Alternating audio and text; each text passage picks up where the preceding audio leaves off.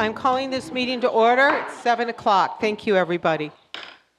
Okay, first up on our agenda, could you turn this down just a hair, James? It's a little echoey. Thank you. Okay, declaration of any conflicts by board members with anything on the agenda tonight. I do want to say my boss, Ernie Lau, is here with us tonight, and I promise I will cut him off just like I cut everybody else off, okay? So that's my only conflict. Thank you very much. Okay, we have another vacant seat in Waialua, and I do know we have at least one person who's interested. Frank, you want to come up? Yeah, come on. You look shocked. Is there anybody else interested in the seat for Waialua? Okay, Frank, please. Well, we all know Frank. He was on the board before. So, Frank, do you want to say a few words? Right behind you. Aloha, I'm Frank Kamech. I've worked with the board, and I've actually served on the board in the past. And one of the things that we've accomplished is the Good Ale bike path. And I look forward to doing more things of that nature. I know we are looking at doing Haleiwa Road soon. So I want to keep encouraging the city to do those things. And if anyone needs any assistance in any of those areas, I'm always happy to assist. Okay, thank you, Frank. Appreciate you stepping up. Okay, do we have if there's nobody else, do we have a nomination? Bob nominates. We do not need a second. And then Zoidel will just do a quick roll call, okay? Thank you. Raquel. Debbie. Leaf.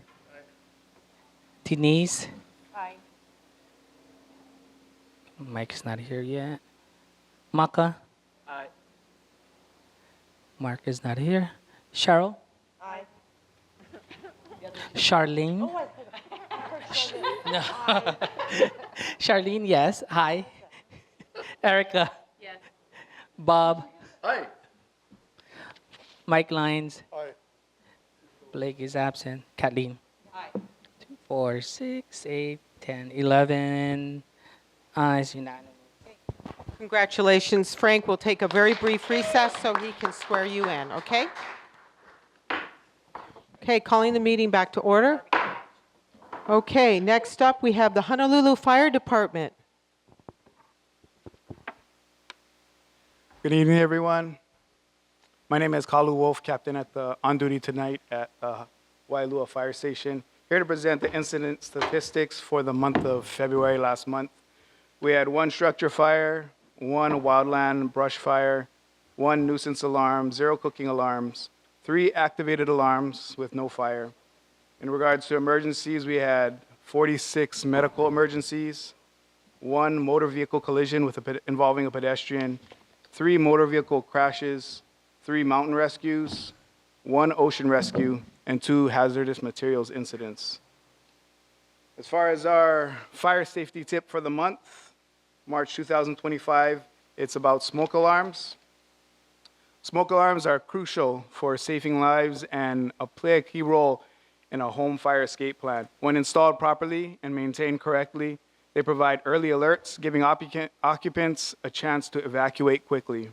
Install smoke alarms in every bedroom, outside each separate sleeping area, like a hallway, and on every level of the home. Test smoke alarms at least once a month by pushing the test button, and replace smoke alarms when they are 10 years old or stop responding when tested. Thank you, sir. Appreciate it. Board members, any questions? Yes, Mike. Yes, it came out on the news that the fire truck is being hindered on response times, and it's due to the fact of these speed humps. They have to come almost to a stop to get over it. So there's no damage or whatever. Is there anything that can be done? Well, there's nothing that we can do on the HFD side as far as I believe that involves DOT, and we can respond to that next month. I believe our media liaison has been going back and forth with some media regarding that issue. So we can get you an official response from the fire chief regarding that. And they're saying the more humps, the longer it takes Oh, yeah, for naturally, if there's- response. Yeah, we do have to slow our response to get there. I know that Yeah. HFD and DOT are working together regarding that. Hey, are you working with Captain Song on that response? I believe she is also working with that, yeah, and Louise Kim McCoy. Yeah, just have them email me, and then I can share that with everybody. Okay, yeah.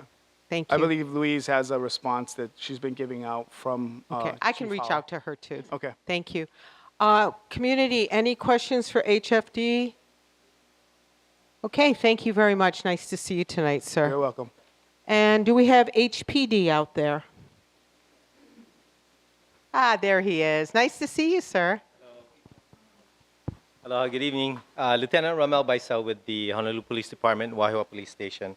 Reporting on statistics from March 1st to the 23rd, we've had one assault in our sector, in our area, one burglary, that's a break into somebody's dwelling or a business, 3 motor vehicle collisions, 9 break-ins to vehicles, 694 calls for service so far in the month. And as far as citations, I was able to pull, this is citations again for the entire district, which covers from Mililani, Wahiawa, and the North Shore, because there's no way for me to break it down by sector. We've had 492 miscellaneous citations. This includes helmets for the e-bikes. I know you guys are going to bring it up.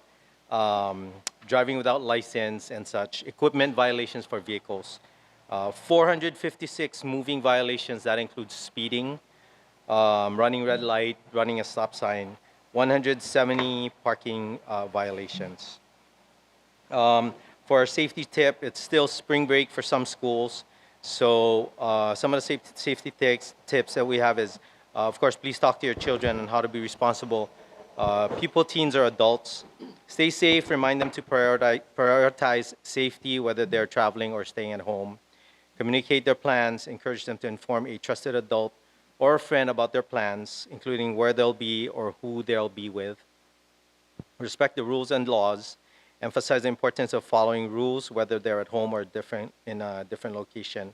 And of course, make smart choices. Encourage them to think critically about their decisions, especially regarding peer pressure. That's all I got. Board members, Bob.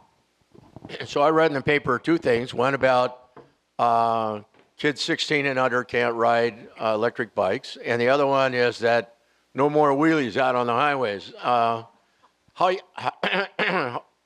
It's probably going to take a while. You're not just going to happen tomorrow. How does the police department? How do you guys plan to get those new rules into everybody's practice? Thank you for the question. So the bill's already passed, right? And the law's already been enacted. Right now we're in an educational phase. So we're trying to, unless they do something really egregious, the kids that we stop, we just try to educate them. We have had citations issued and bikes taken, but we try to do the education part of it first. We go to schools, and then we do several projects with the officers, concentrating in and around the school areas so that we can stop the children that are under 18, really, that's been riding. Like you said, under 15, you're not supposed to ride an electric bike. There's a difference between a regular bicycle and an electric bicycle, right?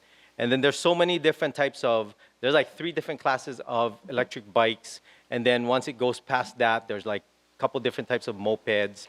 So after a bicycle, you got the electric bicycle, then you got a moped, a motorcycle, and stuff like that. So we try to educate them.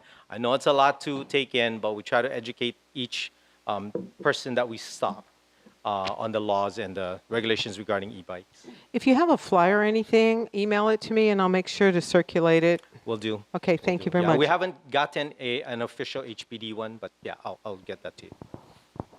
Along with bicycles, I see the other day I passed this kid. He cannot be 10 years old driving one what are those gator, the side by side golf cart, not a golf cart, but like a gators. I mean, that kid couldn't be 10 years old, and you know, I don't mind them. I would like to get one myself for riding around town, but I mean, this kid is more small than my grandson, and he's 10. So I was concerned. I was like, wow, that's crazy. Not supposed to anyway. Those things are not street legal, but especially under 15, under 18. Yeah, you can. The only thing I can suggest is call 911 when you see it. It's hard for us to catch them in the act unless there's an officer right there as you call, but we try our best. There's not as Community, many. any questions Yeah. for HPD? Okay, Mike. Yes, I'm a little bit bewildered about the number of cases. If you have 1,000 cases, that's 500 cases a watch. You have 2 watches with 10, 11 men, and you break that down, you divide that into 30, only comes out like 1.5 cases a day per man. So we're over 500 officers short or thereabouts. How are we going to increase the officers? So every case, we need to start documenting, not just stop by. You know, you need to write a report on every case. Sure. So if, being in Kali, we were handling 8 numbers a day. Right. Each officer. That's 80 cases for an 8-man sector. And so you multiply that by 30, now you're talking numbers. Right. But the thing is, if the officers are not making reports, there's no justification to increase the manpower. So I would encourage you, tell them even on simple report, just face page, whatever, just get it done, because even at 1,000 cases, it's just over 1 case a day per person. So they're not going to give us more people unless we can justify it. Sure. Thank you. Thank you. Thank you very much. Okay, we're going to keep moving. Thank you, Lieutenant. Thank Really you. nice to see you, sir. Thank you. Okay, we up. Adam Lerner is lurking out there. Yay, nice to see you, Adam. Thank you. Hi, everybody. Thank you. Excited to be here. Everybody, hi. Assistant Chief Adam Lerner with Ocean Safety. Grew up out here. It's my first time coming. I actually came last time, but first time representing Ocean Safety. I'll be probably doing a lot more. Gets me out of work early in town. I get to come home. Yeah. Thank you for the lay. I'll just get right after it. I'm sure you guys want to know about our Sharks Cove Center. I'll just say that was kind of a shock to us. Kurt was talking about it, and the mayor dropped it at his State of the City address, and we're super excited. I mean, we don't know much more than what we've all been talking about. It sounds like he's really pushing it, and he's cracked an avenue that makes it possible, and it sounds like it's really going to happen. So we're just standing by and waiting. I have no new information on it. I'm super excited like you guys all are. I mean, I'm sure you know, and we've talked about it before. Ocean Safety has kind of been the stepping child, and now all of a sudden we're the darling of the city. It's crazy. I'm getting lays coming to neighborhood board meetings. I'm like, oh, okay, right on. Nobody ever noticed us before, but yeah. So it's fun. We're just standing by and waiting. We'll see what happens. It sounds like, I mean, not getting into too much detail, but they're going to find funds for it, and it sounds like the owners are going to agree to hopefully sell it and do some sort of first responder building, whatever that entails. Sounds like it'll be some sort of a substation for us with an ambulance unit. That was sort of what I've heard, but we're standing by, we're waiting to see what happens, and we're super excited. It'll be awesome to get out of our dilapidated substation at Rock Pile. Yeah. Sorry, thank you, yeah. I had nothing to do with it, but I'm excited like you guys are too. Yeah, I've been doing this job for a long time, and we've really we just take hand-me-downs at Ocean Safety, and becoming our own department was really huge, so getting out of the shadow of EMS has been a big, big part of it, and it's been stressful. I worked my way up, and now being assistant chief and dealing with all this has been overwhelming at times, but we're really excited. We have a good crew, and our boss, Kurt, and Charlie, it's going to be fun. We're going to, with your support, we're getting to the place where I think we really should be. I mean, we're the premier lifeguarding entity in the world. I mean, people look up to us and always ask us questions on what we do, and so it's really cool to kind of finally see that we're getting that recognition and we're heading in the right direction. So, Well, thank you, Adam. We appreciate it. So I don't know if you have any statistics Yes, for I us? do. Okay, great. Thank you. of course I do. I'm prepared. Okay, so February statistics for us. Remember, for attendance, this is just like an average. Our guys in the tower do like 3 times a day to do a tally, but for the North Shore District 3, we consider it 309,401 people visited our beaches.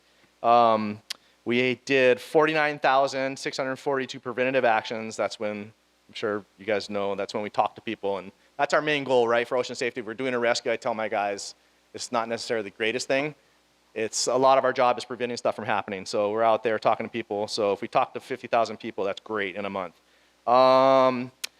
Rescues, we had 59 rescues in the February. I'm sure you guys know, all living out here, it's been a crazy, crazy winter. The surf has just not stopped. It's been amazing for months and months, so that makes it really busy for us.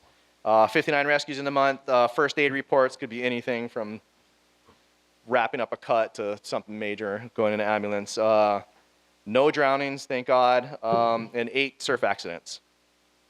That's generic stats, but getting into detail, 49 cases. Things of note, there were 7 swim, surf, dive rescues.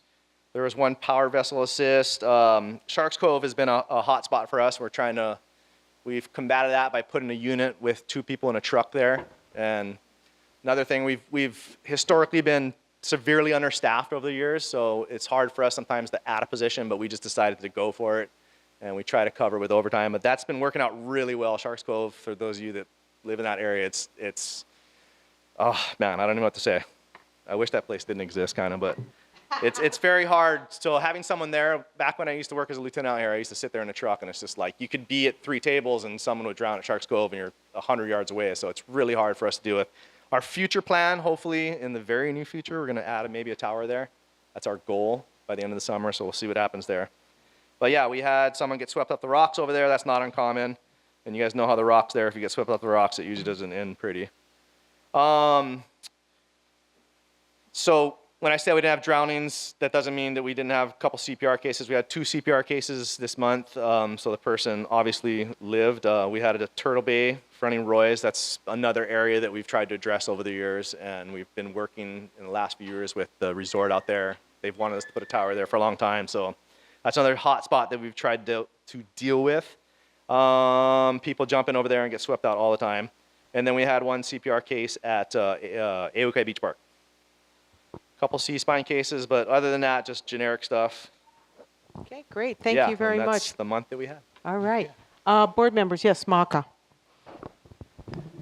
Aloha. Aloha. Welcome to the mic, and mahalo nui for being part of our standing agenda.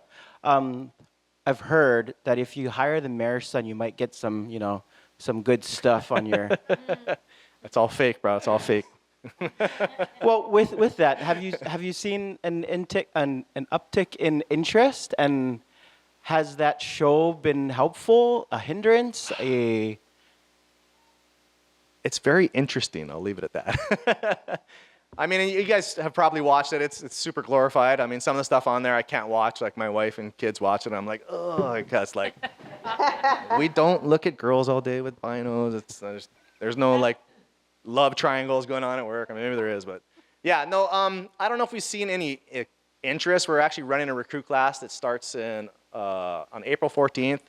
I mean, maybe it has, but I haven't seen any difference. We get a lot of people asking questions about it, but yeah. I mean, I'm sure it's made some difference, but we haven't really seen it yet. My father's a retired HFD, and his sister's retired HPD, so I really don't have much to go off of on the water safety side. So I appreciate you coming up and giving the true life story for us here in the North Shore. Mahalo. Thank you very much. I appreciate it. Growing Okay, up out here on the North Shore, it's definitely I'm just going to take a couple more questions because I do want to get on to the main event tonight because I'm sure there's a lot of interest. Frank and then Denise. Thanks for coming. As far as like the criteria, what are the criteria for adding a tower? What was the last tower that was added? And then is 309,000 visitors like second to Waikiki, or how do we stack up? Like I said, those stats are kind of, it's hard to, they're sort of skewed because it's basically taken like 3 times a day. Time slots like 10 a.m., 1 o'clock. So sometimes the numbers aren't exact. But no, like Waikiki is definitely our busiest beach, Waikiki Hanauma Bay. We talked about it last, I think, meeting here about what determines us putting a tower in. It's typically based off of stats. So stats like this and just feedback from the guards, but it's mostly off of stats and things happening. Like Sharks Cove there's stuff happening all the time there. So we feel a need from feedback from the lieutenants and supervisors out here and the guards, but mostly stats. And then the last tower that we put in was at Kahe Point on the west side. And we just did that less than a year ago. And that's been phenomenal too. I don't know if you guys know where that is, Electric Beach there. Yeah. Everyone goes, and we used to get calls there all the time. So it's great when we put a tower because we have mobile units and they always go to these beaches that aren't guarded. So when we put a tower there, that frees up our mobile units to catch other stuff. Because as you know, we only have 42 towers across 271 miles of coastline. So I wish there was a tower at every beach, but that'll never happen. It is what it is. Yeah, super stoked to have you where you Thanks, are. Denise. Have a North Shore, hero and the high up in about the that. department. So mahalo. I had the pleasure of being at the mayor's State of the City and listening to the announcement. It was really electric. The announcement to of hear. Kurt's wedding, or no? Oh, really? Yes, he did announce that. And to hear the mayor make a commitment to the North Shore First Responder Center was huge. Of course, not done deal, but just to hear the commitment to ocean safety that is fantastic. And I just want to say big mahalo to you and Kurt and everybody for staffing up Sharks Cove. Last month he reported, and this shocked me when I reread the minutes, Sharks Cove for 1 month, January, 31,571 count visitors. It's shocking. So It's probably more than that. yeah. So just big thanks, and appreciate you guys so much. Thanks. Thanks, Denise. Appreciate it. Thank you for coming, Adam. And just hang around. Anybody that wants to ask him questions, please, he'll be here for a little bit, I'm sure. Yes. We really appreciate it, and we look forward to seeing you. Thank you guys. Mahalo. Appreciate it. Not in April, we don't meet, but in May. Yes. Okay. Thank you, sir. Thank you all. Okay. Okay, moving on to Board of Water Supply. We did have 2 main breaks in February. We had a 12-inch main break at 67-207 Kukea Circle, right up the road. And then we had another one at 66025 Waialua Beach Road, right down by Wheat Circle. And tonight's message is we are hiring, so if anyone is looking for a good, stable job, we are it. We worked through COVID. We're working through the federal. We don't take federal money or take very little federal money. So we're not dependent. So if you need a job or you're looking for a job, please give us a call. We have positions in engineering, information technology, customer care, and administrative roles. So please go to boardofwatersupply.com/jobs or call 808-748-5160. And did I do okay? Okay, thank you. Stephen works in our department. He actually writes the notices for us. So good job, Stephen. Any questions for me? Okay. Well, you can always just call me direct. 808-748-5160. Okay, thank you. Okay, moving on to residents' concerns. Please come to the front. You'll have 2 minutes. Michelle, come on down.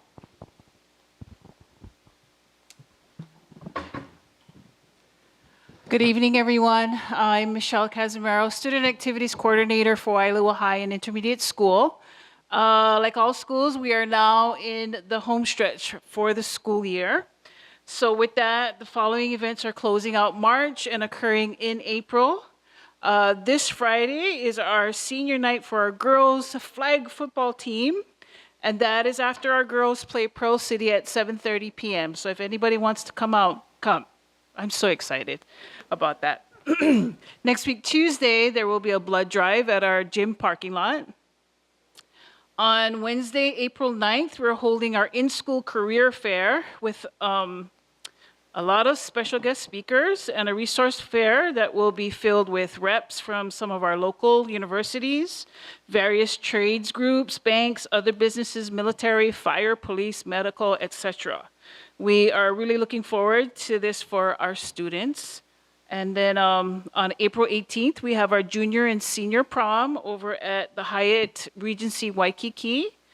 That is Good Friday, I believe. So that makes it really convenient.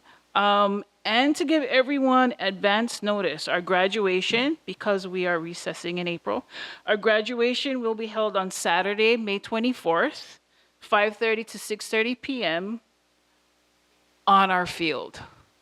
So that has been kind of a question for a while, but for sure it's been confirmed we're going to have it on our field. And we're going to be making that announcement at our senior meeting on Monday. And our seniors, I know that they will be very happy about that.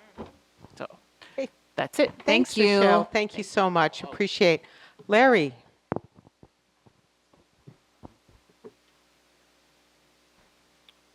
Hi, everybody. My name is Larry McElhenney, and I've been asked to give an update on the status with the Haleiwa Beach Park Mauka. I'm really trying to retire from my involvement with that operation, and it's Cora Sanchez is in charge, and her right-hand man is a fellow named Walter Woods. You may have seen him down there on his riding mower. He's doing a terrific job of taking care of it as best he can. But I have, I'd like to join Adam with sharing some great news with you folks. I mean, a lot of good news here locally. Anyway, it looks like the Canoe Halau project is going to move ahead. That's the word we get. The money's in the budget. And I got word from the Parks Department about a week ago that the consultants need to come out to the park and do a survey in preparation. And so the fellow that I'm talking to there, his name is Denny Higa, a super nice guy. And he said, can we get that park cleared so that the surveyors can get around? And lo and behold, I went out there in the next 2 or 3 days, and the city, I don't know if you've been by there recently, but there's a lot of work has been done there. It looks really terrific, really terrific. So Denny was there. He's, he works for the Parks Department, and he was out there with his weed eater, and Walter and myself, and the city crews came after work and did a lot of it, the lion's share of it. But it's coming along real well. I know Cora is always welcoming volunteers. If anybody wants to come and run a weed eater for a couple hours, that'll help. But a lot of the credit goes to the mayor's team. I met Deputy Managing Director at the first town hall last time around, and I told him, about the on-again, off-again Adopt a Park agreement. And lo and behold, Cora got a new Adopt a Park agreement. They came out and cleared it. Great. So Okay, thank you, Larry. we're making some progress. That's wonderful. I did notice it, and I was really happy to see yeah, that. it looks really good. Yeah, thank you, sir. Thanks, folks. All right, Carrie, come on up. Aloha, I'm Corey. I am a Waimea resident, and I teach at Kipapa in Mililani. I think at one of the board meetings, the last one or the one before, I had mentioned that our performing arts director, her son, Colleen's son, Joey Fujioka, was one of the ones that passed away at Keiki Beach. So I just want to take a moment to once again say mahalo, mahalo to the mayor's team, to Mount Wire, to all the community members that have been working so hard to get a first responder center right there at Sharks Cove. My daughter takes her little marine science classes over there, and she's highly aware too. And then my final thing is I teach at Kipapa, and that's on the fringes of Mililani, and I have this little student in my class, and she's a little dirt biking family. And she was telling me that when they were going up to dirt bike on the weekend, her mom pointed out the Sharks Cove, that area, and she was like, her mom was super happy, like, guess what? That the mayor just said that they're going to try to work on that. So it's not just us North Shore people, but it's spreading, across the island. It'll benefit all of us. So again, mahalo. Okay, great. Thank you. Thank you, everybody. Okay, keep moving along here. Next up, we have to approve 3 sets of minutes. And I do apologize. I think I did send this out. And thank you, Zoidel, for sending out the minutes again. Both Zoidel and I missed the top of the February minutes, still said January, so we do apologize for that. We both missed it. So first up, November 26, 2024, regular meeting minutes. Do we have a motion to accept? Charlene, do we have a second? Denise, any discussion? All those in favor say aye. Aye. Any opposed? Any abstention? Okay, moving on to January 28, 2025, regular meeting minutes. Do we have a motion to accept? Bob, second. Leaf, any discussion? All those in favor say aye. Aye. Any opposed? Any abstention? February 25th, 2025, regular meeting minutes. Do we have a motion to accept? Erica, do we have a second? Debbie, any discussion? All those in favor say aye. Aye. Any opposed?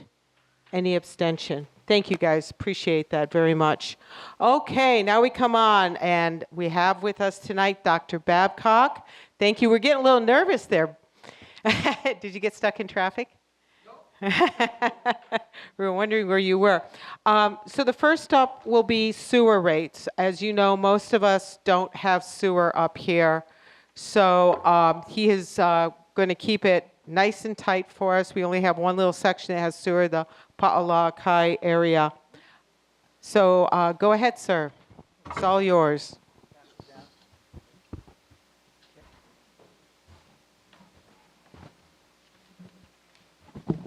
Okay, good evening. Thanks for having me. Roger Babcock. I'm with the Department of Environmental Services. We take care of sewage and solid waste. So we do all of this sanitation essentially for the city. So I'm here to talk about the sewer first. And not too many of you are on sewer, but some of you, more of you will be in the future as we'll be expanding the system in the area. That's in a planning study right now. So nothing is really decided. But we are in early phases of a planning study to look at where we potentially can sewer, and where that would make economic sense, for the city to do. So any kind of upgrades or plans are probably at least 10 years away before anything would actually happen or be in place. So, but there are a lot of people connected to the sewer. So just so you know, we have 2,100 miles of sewer pipes, 72 wastewater pump stations, and 9 wastewater treatment plants around the island. And we do have the one small plant that we call Pa'alakai, which only serves about 200 homes. And so most folks are unsewered in the area. The wastewater plants are operated 24 hours a day. The Pa'alakai is a small plant, so it's only operated 8 hours a day. There's only somebody there 8 hours a day, but it's monitored externally continuously, like all our wastewater treatment plants. But anyway, so the sewer operation is a big operation. It takes about 800 people to run the sewer operation, and the sewer operation is an enterprise fund. So what that means is it is separate from the rest of city in terms of budget. So we collect sewer fees in order to fund that program. And so the program consists of employees, their salaries and wages, there's current expenses, as well as debt service. So the sewer enterprise, we issue debt separately to fund our construction projects, separate from the general obligation bonds that the city sells. So in that way, we finance our construction, not with cash, or mostly not with cash, but mostly with debt that we issue. So we sell bonds every year to fund our capital improvement program, which in the current year is about $400 million to $450 million, per year, is in capital projects. So we have projects all over the island. So all of those expenses need to be matched by the sewer fees. So in other words, the sewer enterprise does not receive funds from the general fund or from property taxes or anything else, only from sewer fees and other sort of charges that we have, like when you have to connect or something like that. And there's industrial surcharges and stuff like that that are also on the income side. So we've come to a point where sewer fees have not been raised since July 1st of 2016. So it's coming on about 9 years when there's been 0 increases. And prior to that, there were some large increases for folks who were on the sewer at that time. There were some 25% per year increases, and some 15s, and some 20s, and some other big numbers at that time. And then it went down to no increases for a number of years. But that's not sustainable. You know, as we know, there's inflation and many other things that we need to deal with, including new regulations that we have to upgrade treatment plants for. We're actually very good and proactive at upgrading and maintaining and rehabilitating our system so that it doesn't fail, so we don't have failures. Sewage failures are bad. They're worse than a water main break. So we are very proactive in maintaining and upgrading the system. So we have all those things, and we also have to deal with sea level rise. So a lot of our infrastructure is forecasted to be impacted by sea level rise. So we have adaptation projects associated with that. So we have proposed in October and first read by council on November 7th at their meeting, what we call Bill 60, which is an update to the ordinance which has the sewer fees in it. So sewer fees are set in ordinance. They're not set by the department. We have to follow what's in ordinance. And as I mentioned, the ordinance has been updated since 2016. So we've proposed a 10-year rate package to get through the next 10 years. And that includes rate increases of 9% per year each year in the first 6 years, and then 8, 7, 6, and 5 in the out 4 years to get out to 10 years.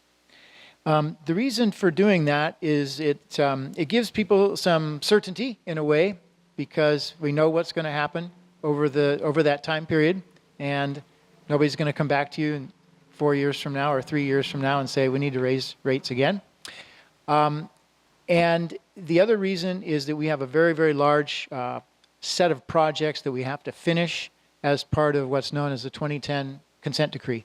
So that was a federal settlement between the federal government, EPA, Department of Health, and several non-governmental organizations against the city to settle a bunch of lawsuits and other things and enforcement actions.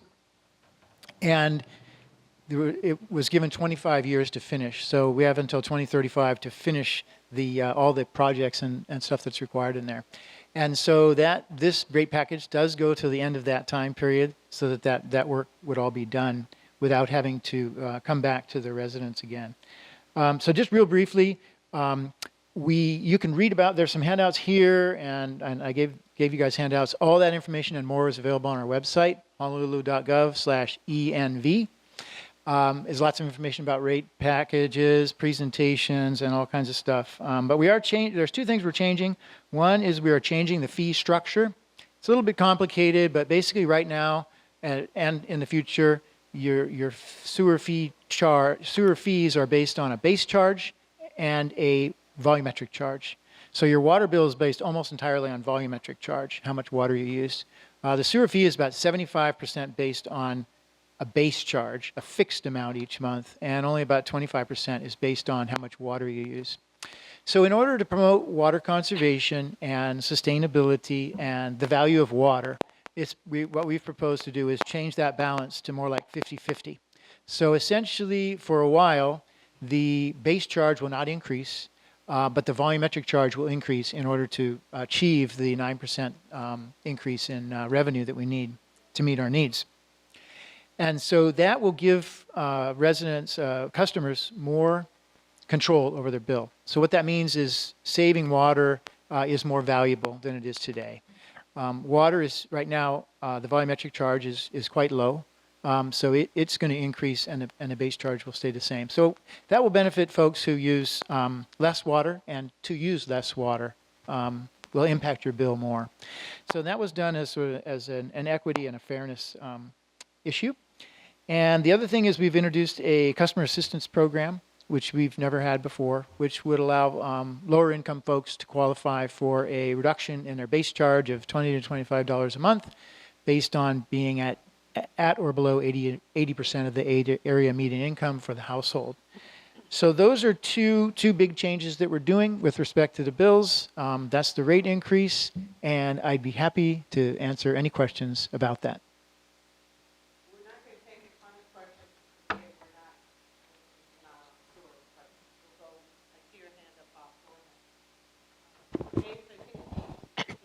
So the people who put in legal cesspools out here are going to have to upgrade.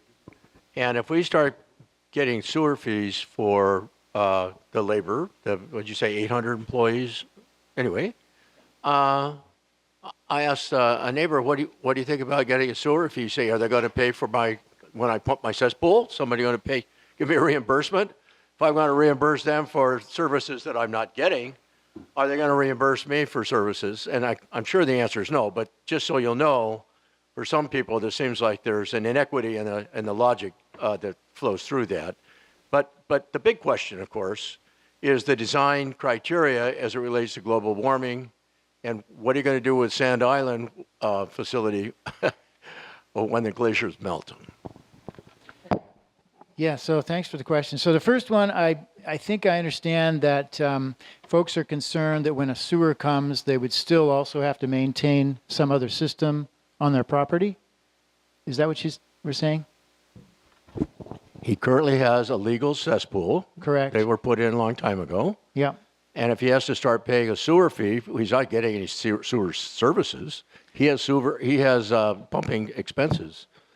Yeah, but that's in the way you shaped it, though. You said well, this money is for future building. So the rest of that question is, if you start taking sewer fees now for a future build-out, will the people who are paying sewer fees on the other side of the island now have a comparable increase for future expenses? Yeah, so no one will pay sewer fees until you're actually connected to the sewer. And any on-site cesspools all have to be closed by 2050 according to state law.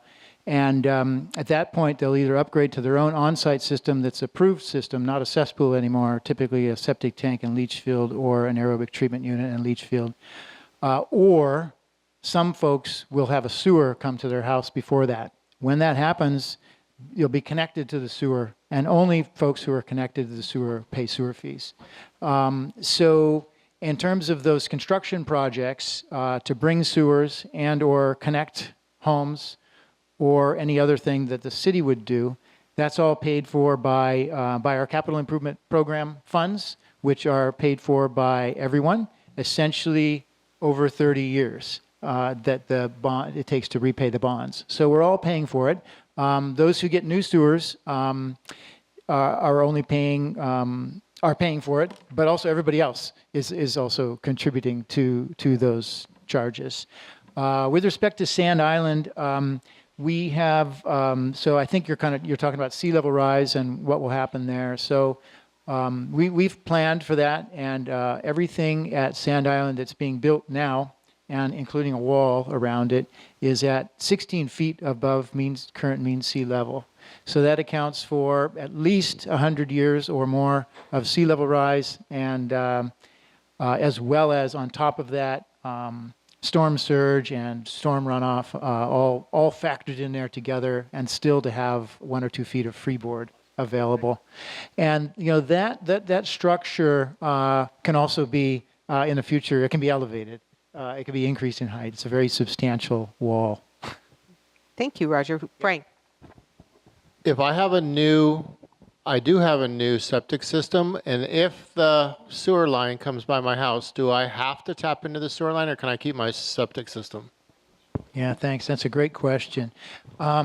Yes, you will have to connect to the sewer because that's the ordinance. That's kind of the way it works. If a sewer is available on your street, you have to connect. That means, yeah. So, but the ordinance did anticipate that your situation, and what happens then is you're relieved. You have to connect, but you're relieved of paying any sewer bill for 25 years. And that may not make everyone whole. It kind of depends on when you made that expense, but it is a very substantial give. Now, if you were to sell the house, 15 years from now, it goes away. The new owner starts paying sewer fees immediately. If you give it to your kids, yeah. If you give it away, I don't think if it stays in the family, then it's okay. Any other questions for Roger regarding sewer rates? Yes, Teresa.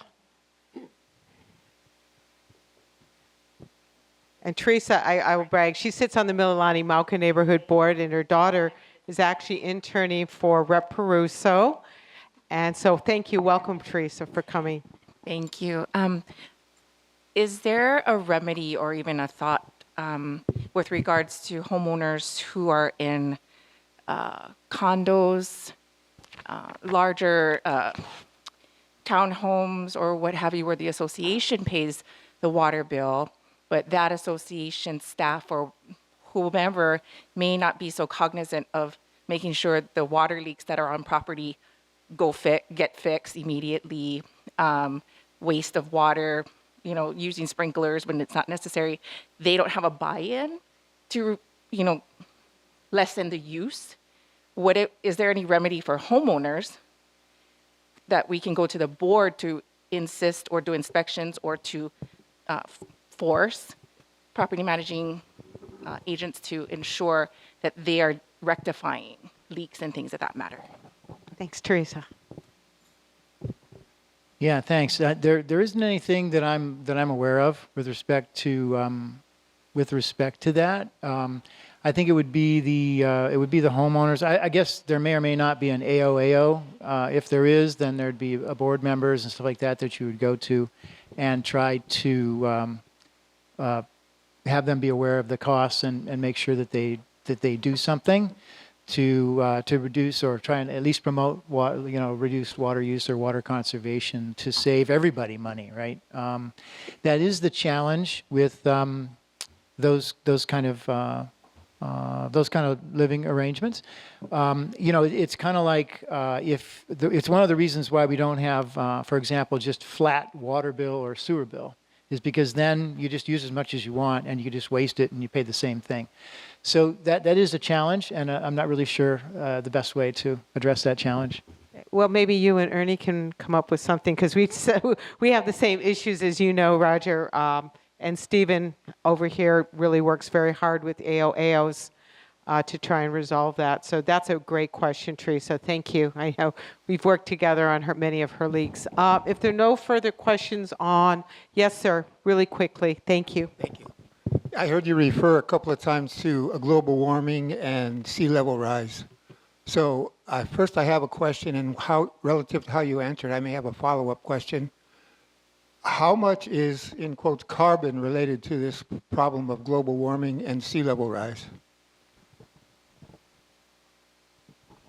Yeah, I'm not really sure about that. We just use the information that's put out by UH in terms of the projections for sea level rise, going into the future, to base our future projects on. So I'm not sure what we don't get into what the cause is, just what we anticipate the projections are. Okay, because in my research and in my reading on the subject, it has a lot to do with carbon. And my concern is, in my research also, all over the planet, there used to be like 6 to 10 feet of organic matter in the soil. And that's carbon, pretty much. And my real deep concern is that chemical agriculture has turned that 6 to 10 feet of carbon in the soil to about 1 foot all over the world. So I'm trying to bring awareness to the chemical agriculture destroying the carbon that used to live in the soil that's now in our atmosphere, potentially causing sea level rise and global warming. So you're saying you don't know anything about it, but that's my concern. Thank you, sir. Thank you. Okay, if there's no other questions, yes, Franco. What would you recommend in terms of the best biodegradable detergents to help our sewer system, whether it be washing or dishwashing? Yeah, thanks. I don't necessarily have any specific recommendations, but any kind of, I suppose any kind of biodegradable detergent would be good. Thank you. Thank you very much, Roger. We really appreciate that. Okay, moving on to the main event, landfill. And Roger will go first, and he will present his information on the landfill. And then tonight we also have Mr. Ernie Lau from the Board of Water Supply, who will also have a presentation. Roger, did you have a PowerPoint tonight that you wanted to do? No? Okay, great. And then Mr. Lau will go up, and then we will open it up to questions from everybody. Thank you. Go ahead, sir. Handouts here.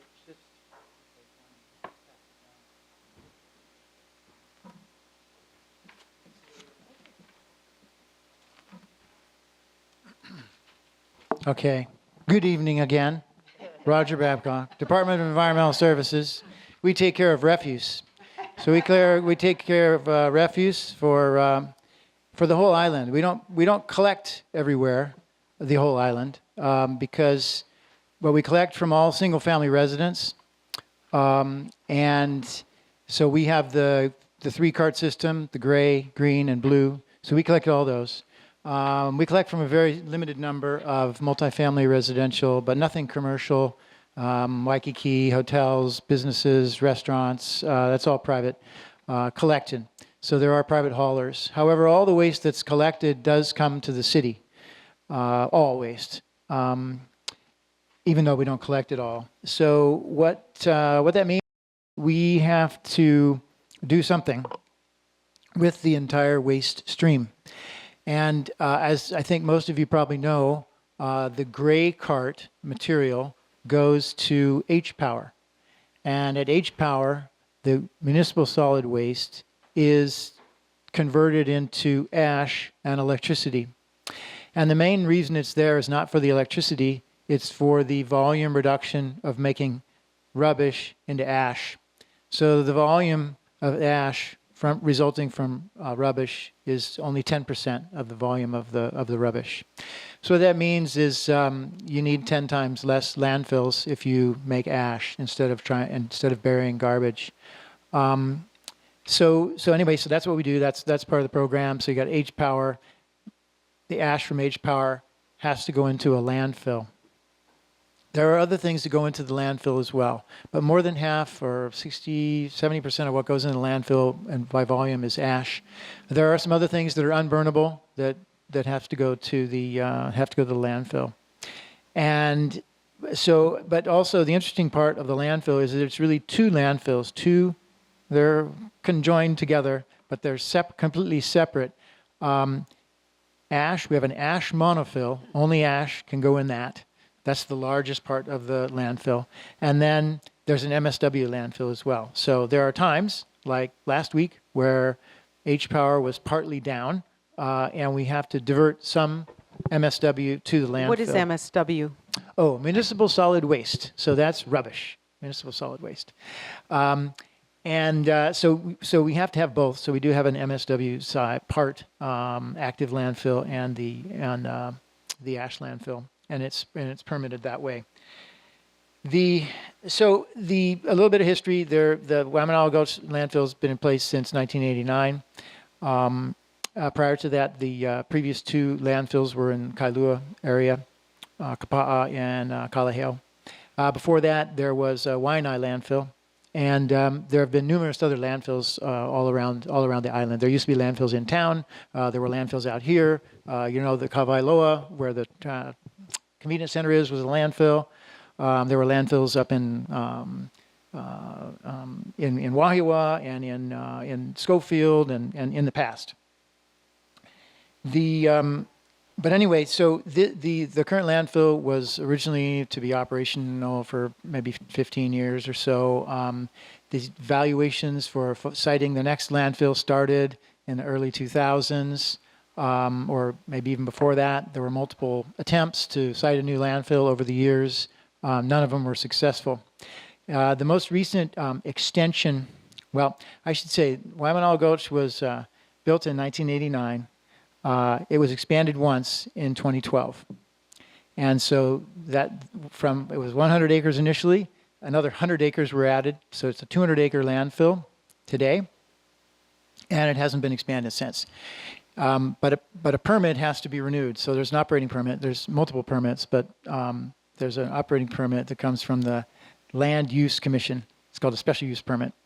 And that permit was most recently extended in 2019.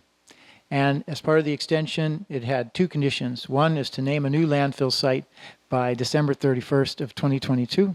Another one was to close the landfill, no longer accept waste there, and open and accepting waste at a new landfill by 2028. So 2028 is now, we're knocking on the door of 2028. And by 2022, we were unable to identify a new landfill site. So we asked for a 2-year extension. They gave us that till December of 31st of 2024. And on December 10th of 2024, we identified our chosen site for a new landfill, which, as you know, is northwest of Wahiawa, and as a site we identified. So at that time, we also noted that it's not easy to find a site for a landfill, and that we didn't have a lot of choices. And so we laid out a three-part plan for getting to the next landfill. So plan A is the site that we identified in central Oahu. The plan B is to try to have Act 73 amended to allow some sites that are outside of the Board of Water Supply no pass zone to become available. And then if that doesn't work, plan C is to expand again the Waimanalo Gulch landfill and stay there. So I threw out the name Act 73. If you don't know what that is, it was a law passed in 2020, which limited the location of landfills. It made a minimum buffer distance of 1/2 mile between a landfill and a school, a residential property, or a hospital. It also eliminated all conservation lands so all those things are prohibited now by state law in 2020. That was after the 2019 extension came across. But anyway, that severely limited where we could go, and so that's how we got to where we are. So just a little update on where we are at today. There was multiple bills in the legislature to essentially outlaw, make it not possible to have a landfill on ag lands, over an aquifer, mainly those two things. And there are still at least two bills that are alive, and I'd say there's zero chance that one or more of those bills will not pass, and that site, the site here in Central Oahu, will be eliminated from legal consideration. There's other parts of the bill, though, that are concerning, and those have to do with ash from H-Power. One of them says that ash from a waste-to-energy facility burning municipal solid waste can only be disposed of in a double-lined landfill, which we don't have a double-lined landfill to deposit our ash. So that's essentially saying you can't operate H-Power, which is would be very problematic, for the city, for all of us. We would use up our landfill in a very short time if we had to bury all the municipal solid waste. We have to change our permit to allow MSW in the ash part, and then it would probably fill up in just a few years. So that's a challenge. Hopefully that'll come out of that bill. It also talks about recycling of ash and prohibits the recycling of ash, which we're planning to do, to reduce again further the size needs for a landfill. So we're hoping to recycle 60% of the ash into a reusable product, and thereby only send 40% as much ash as we do now to the landfill, which would extend its life, double its life essentially. So I'm happy to answer any questions about that, or if we're going to wait Well, we're till going after. to have Ernie go next, and then that way everyone has the full picture, both sides of the equation, and then we'll take all the questions. So thank you very much, Roger. I really appreciate that.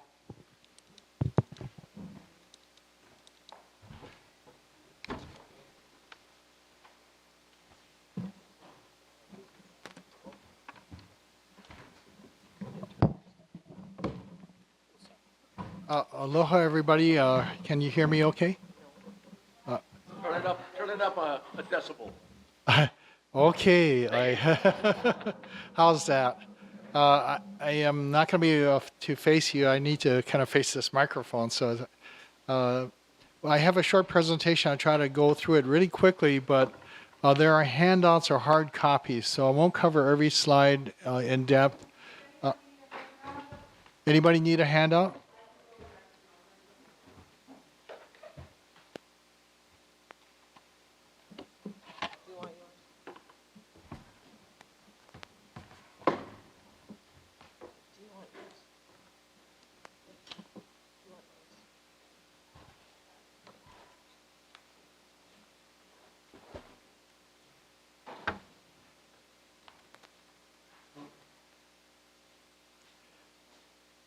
Hi, everybody. I'm Ernie Lau, the manager and chief engineer for the Honolulu Board of Water Supply.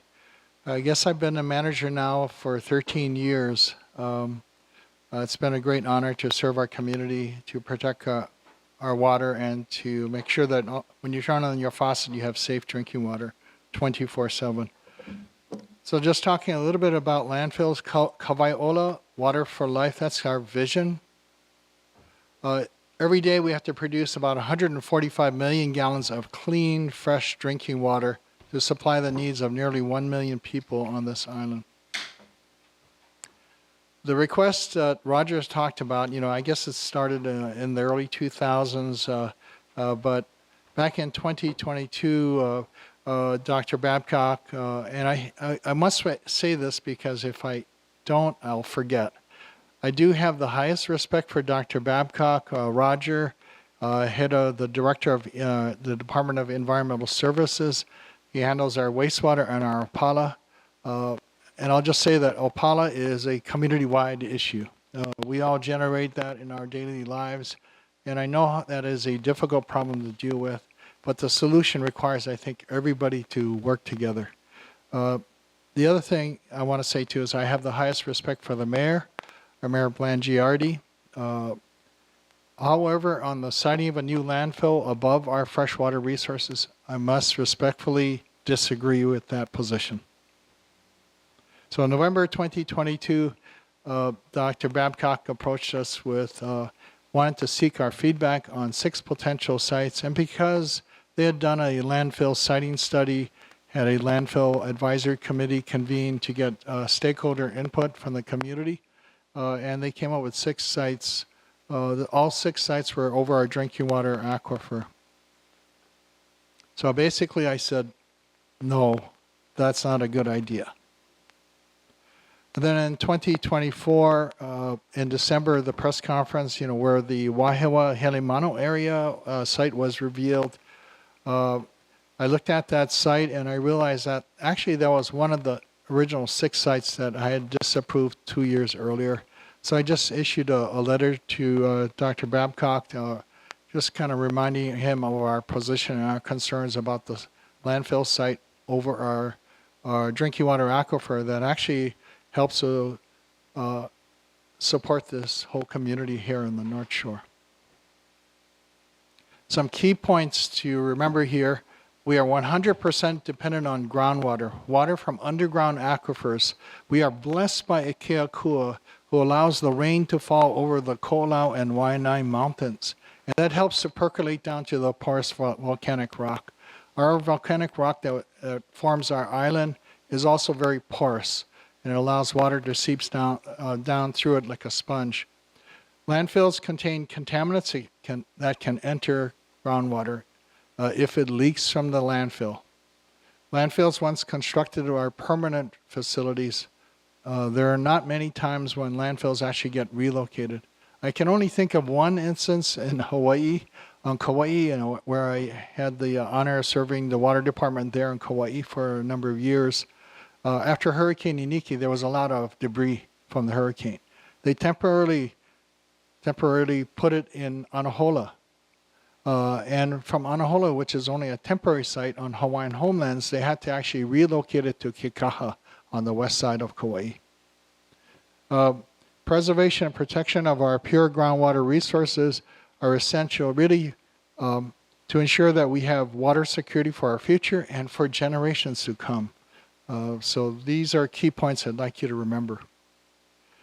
This is just a cross section. If you slice the island in half, the light blue is the fresh water in the volcanic rock that's floating on salt water also in the volcanic rock. And what fresh water floats on salt water because it's lighter in density than salt water, so naturally it has a tendency to float on top, just like an iceberg in the ocean, where the frozen iceberg is really fresh water.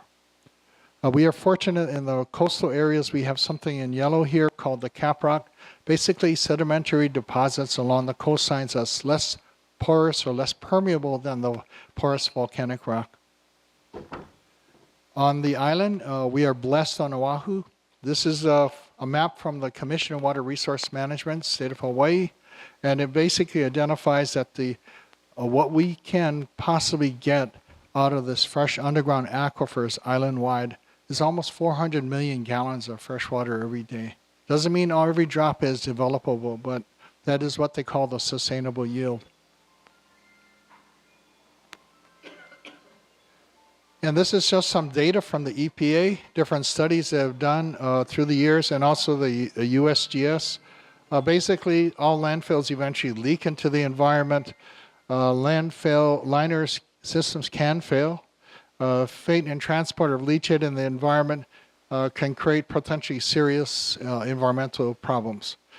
Even best designed systems will fail at some point unless those systems are either replaced or the waste is removed from the landfill.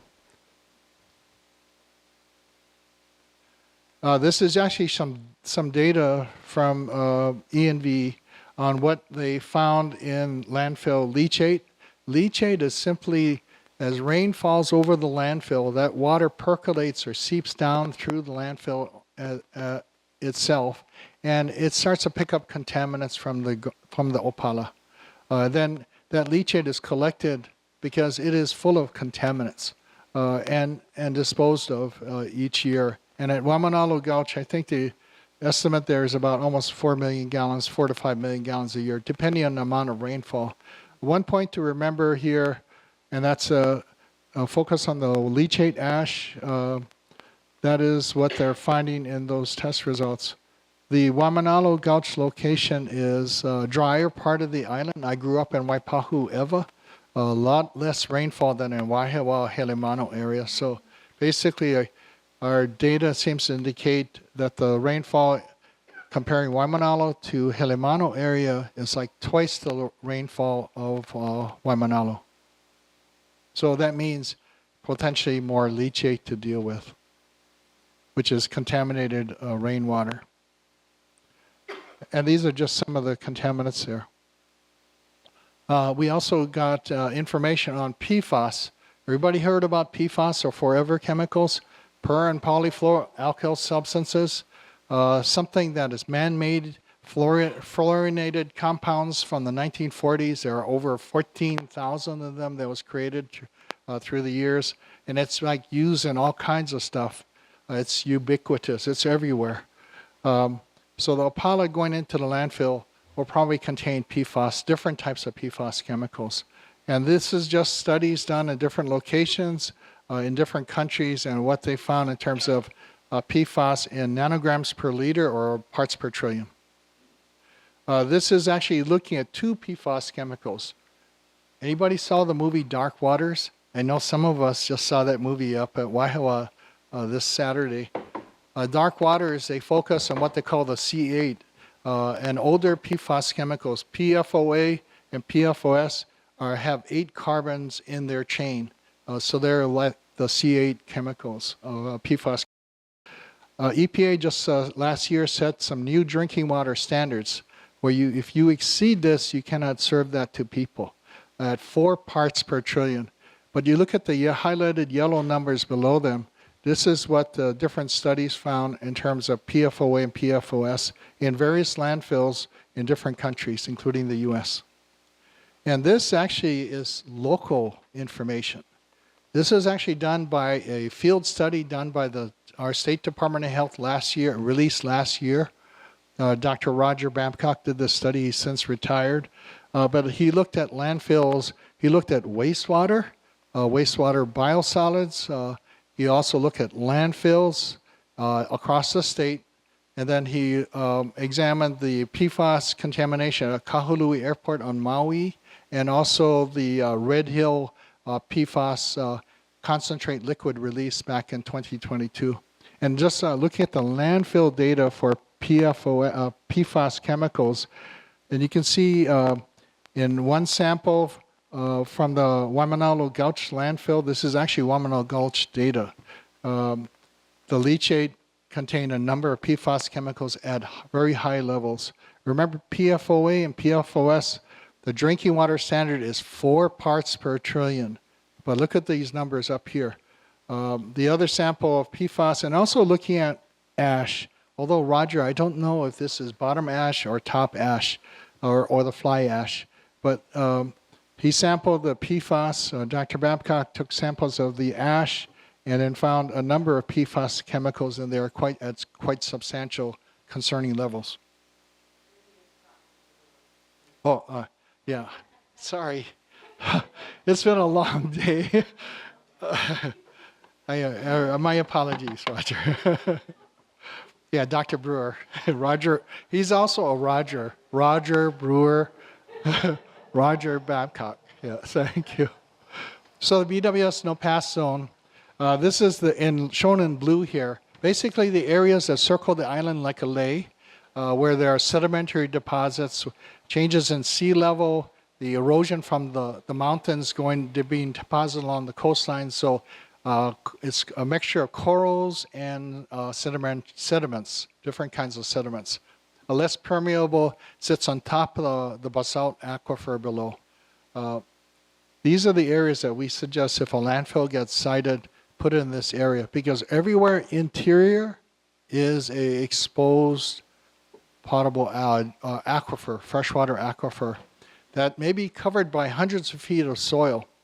But I'll tell you this, at the Board of Water Supply, we've had since the 1980s to treat a number of wells that are contaminated with agricultural pesticides that was used for pineapple or sugarcane, mainly pineapple. And we're still doing it now over 40 years later. In those locations, those wells tap the basalt aquifer 700-800 feet below the surface of the ground. 700-800 feet of soil, but with rain falling over that area, over time and the application of these pesticides, it just moved like a train going down toward the aquifer, and it just keeps on contaminating the aquifer. We don't see an end to it now 40 plus years later. And our concerns if a landfill is put above the aquifer, once that landfill leaks at some point in the future, because I'm not sure if these containment systems are designed to last forever, because a landfill will be there forever. And once they start leaching, the leachate starts to leak out of that landfill and seeps down, it'll eventually reach the underground aquifer in the volcanic rock and then contaminate it. And then we have to deal with that. So my predecessors at the Board of Water Supply, and I talked to one of the geologists today who worked on this, establishing the no pass areas around the island. Back in the 80s, they developed administrative rules of the Board of Water Supply that actually give the manager and the board authority to approve or disapprove a landfill or waste disposal system. This is just the location is indicated there on that map, the proposed location of the landfill. This is actually from the United States Geological Survey. It's the Groundwater Atlas of the United States, Segment 13. This was revised in 1999.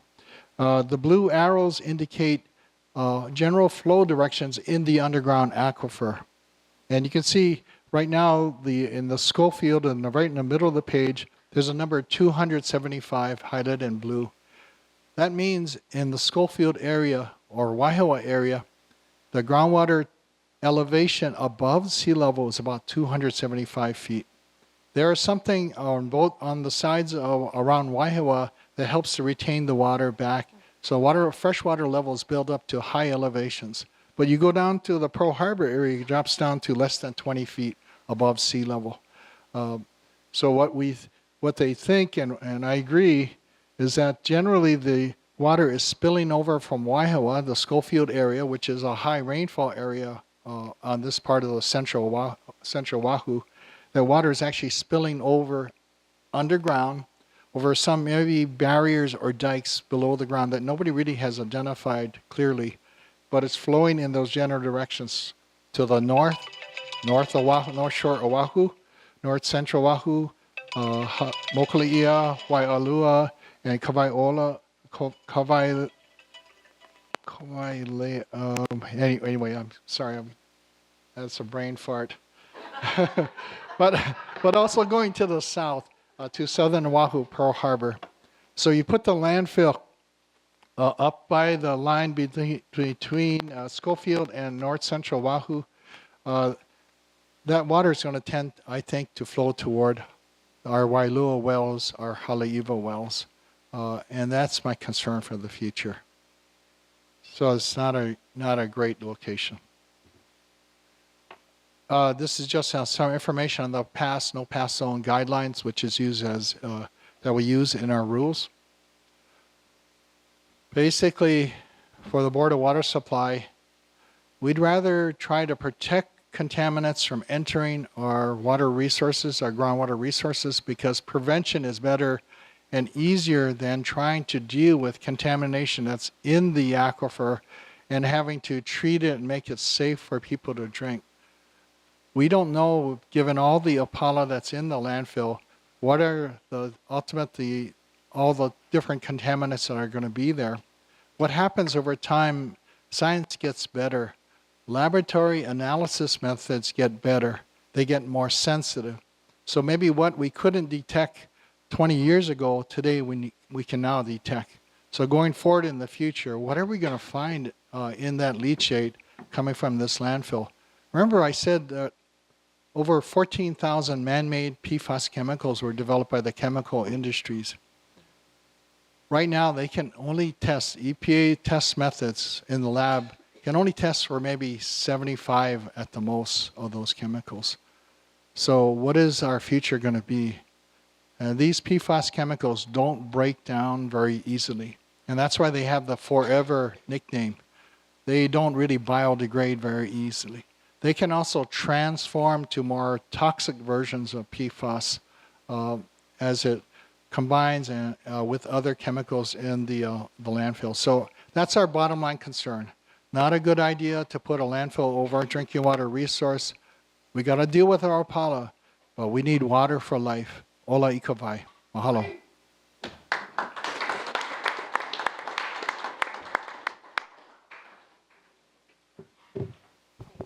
Don't go anywhere, Ernie. You can sit up right up there. Thank you. Thanks, Maka.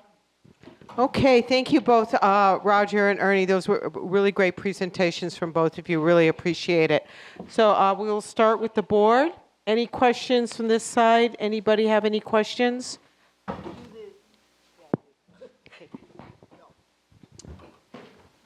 On my faucet, I have a filter. Oh, is this on? Yeah, is that on? Here. Okay, it lit up. On my faucet, I have a filter that's supposed to take all these things out. Of course, eventually the filter has to be discarded, so that's garbage.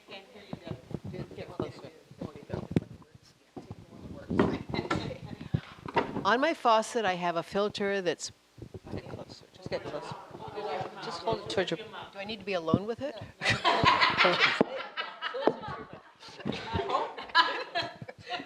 Sorry.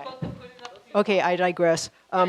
Okay, at my house, on my faucet in the kitchen, I have a filter. It's one of those pure PUR, and it goes green, yellow, red, and you change it. And then, of course, that becomes garbage. But is that helping to keep that stuff out of the water?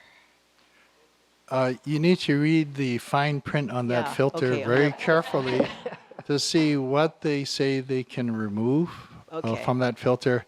And another thing to look for is that was it done by a independent laboratory to verify key. the manufacturer's claims. Versus So paid. yeah, so you want to be careful, with your filters to Yeah, make sure we it's doing what you need it to do. We recommend going to the National Sanitation Foundation.org. NSF. NSF.org. Yeah. Go ahead, Charlene. Is this working now? Yeah, okay. So my question is, I see that we are all highly against where this landfill is being proposed. However, are you saying that you're proposing to have a landfill in the no-pass zone instead? Our recommendation is, and our Kuleana is drinking water for our community, not the solid waste or Opala. But our recommendation is consider landfills in that no-pass zone around. I'm not okay, saying any particular location, but in the no-pass zone, then we feel it won't threaten our freshwater resources that we rely upon. Okay, that was the impression. I just want to make sure I Yeah. understood that. Thank Yeah, you. sorry, I mumble and thank you. I'm kind of confused on the no pass zone, but I basically have a statement, I guess you might say. When I was working at the sugar plantation in the early 90s, somebody did a nationwide water test on drinking water.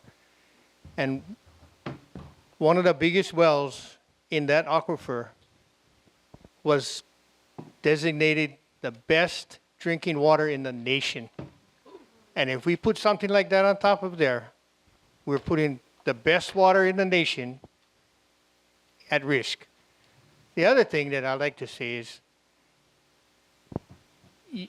at this point, we have one chance at this. If we do it and it fails, guess what? All the tourists that going to come over here, not going to come. All the people buying the land over here, not going to come. The Hawaiians that live here, got to suffer with no water because the water contaminated. So we only got one chance at this, and we have to do it right. So I hope that, the people in charge do it right. Mahalo. Thank you, Leif. Thank you. Maka, did you have a question or a comment?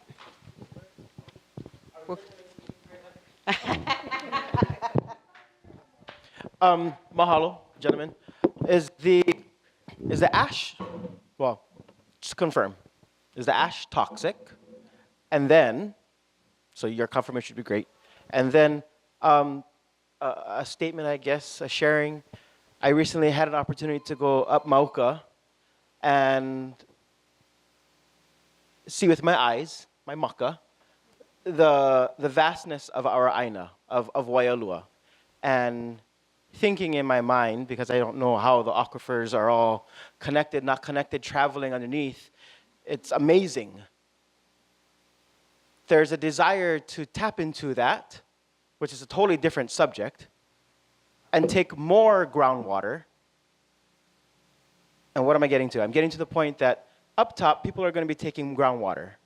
And as it comes down to us down here, my child that graduated from this school but goes to intermediate, and my other keiki that goes to preschool will be affected by the lack of water, one, because someone is tapping into it and making their own well, and the potential of polluted water.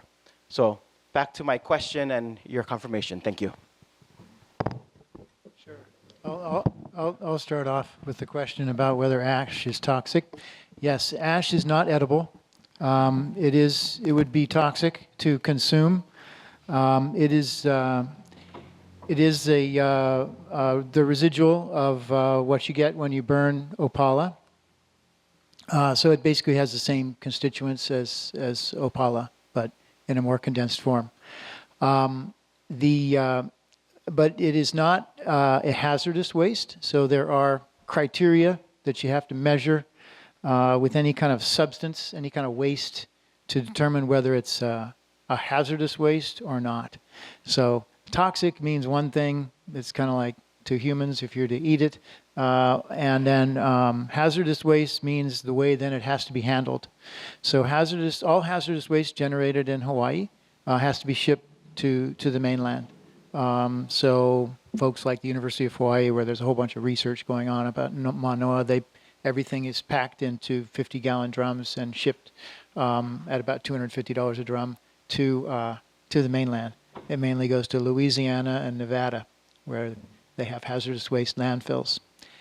So it can only be deposited into special landfills that are called a subcategory C landfill.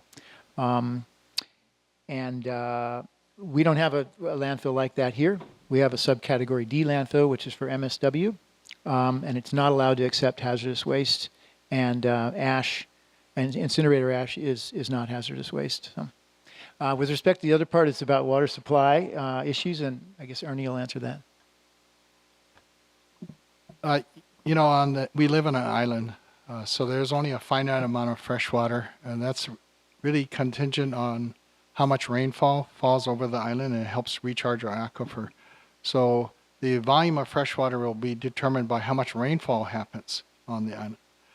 So in the future, and that's why I don't support a landfill in this area, particularly in this Helemana Wailua area, because the water resources are not heavily utilized here. It is reserved there for the future.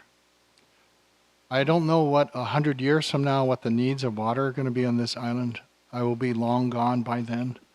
Right now, a lot of our wells are actually on the other side, on the Pearl Harbor side. A lot of urbanization is going over there. So I don't want to limit the response, the options for future generations in this community and in the community of the whole island too. The reality, though, is when we pump a well, it does affect potentially stream flow or springs. So that is the trade-off. There is no way to make water yet.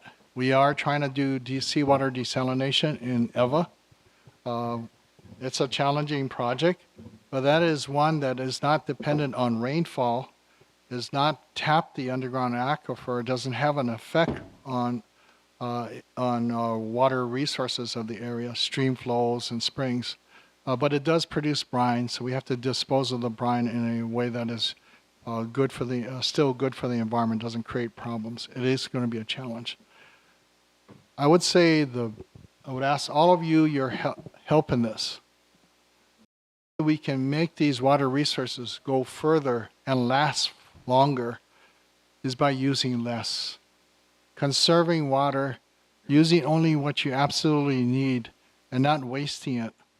Looking at ways to reduce your water use. We're actually now storing more water in the underground aquifers that can go back to the stream. So the less we use, the more stays in the Aina. And that, I think, is better for our island. Okay. Amaka, Raquel. I don't know if I answered your question. Okay. Raquel, do you have any questions? Hey.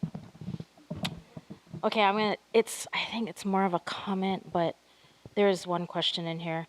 A few years ago, there was an advisory group to research alternatives of how to combat our waste or manage it.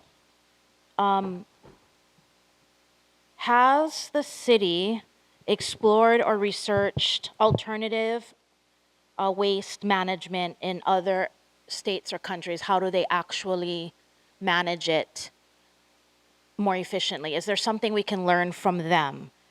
Because, I mean, we're hearing rubbish and water, right? So maybe in an effort to look forward, we have to, and maybe this is for our elected officials, we have to create a more efficient effort to have a stronger and enforceable legislation that provides a more regulation way to basically make it law where we have to reduce, reuse, recycle. We are the creators of this problem. So it's a matter of how we decide to manage our own rubbish, and to the same effect, creating a better, more I don't want to say restrictive, but conservative way to use our water.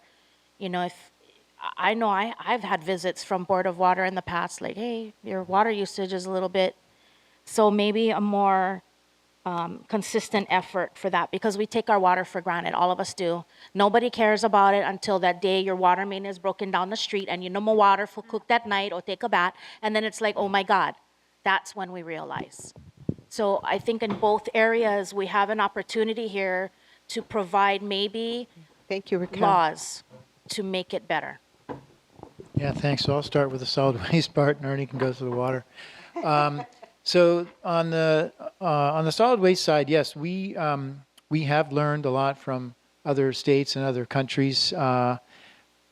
Most states in the U.S. bury MSW directly. They don't reduce its volume. It's generally kind of more expensive to have those facilities. But on an island, we have much more, not very much space. But as you mentioned, the most important thing is source reduction, right? The same thing is true with PFAS. Eventually, there won't be PFAS in the waste stream anymore, and then there won't be any PFAS in the waste, and there won't be in wastewater, and it won't be in drinking water, because all wastewater has PFAS in it right now, all wastewater, because it's not coming into your house from the drinking water. It's coming in the house from what you're putting into the drains, okay? It's in all different kinds of products, including clothing and food and all kinds of stuff. So that will be eliminated eventually. There won't be PFAS anymore, and that will eliminate PFAS in wastewater and eventually in refuse as well. But overall, recycling is a huge part of our business. We have, in terms of the gray carts, for example, about 30% of what goes in there is recyclable organic matter, food mostly, okay?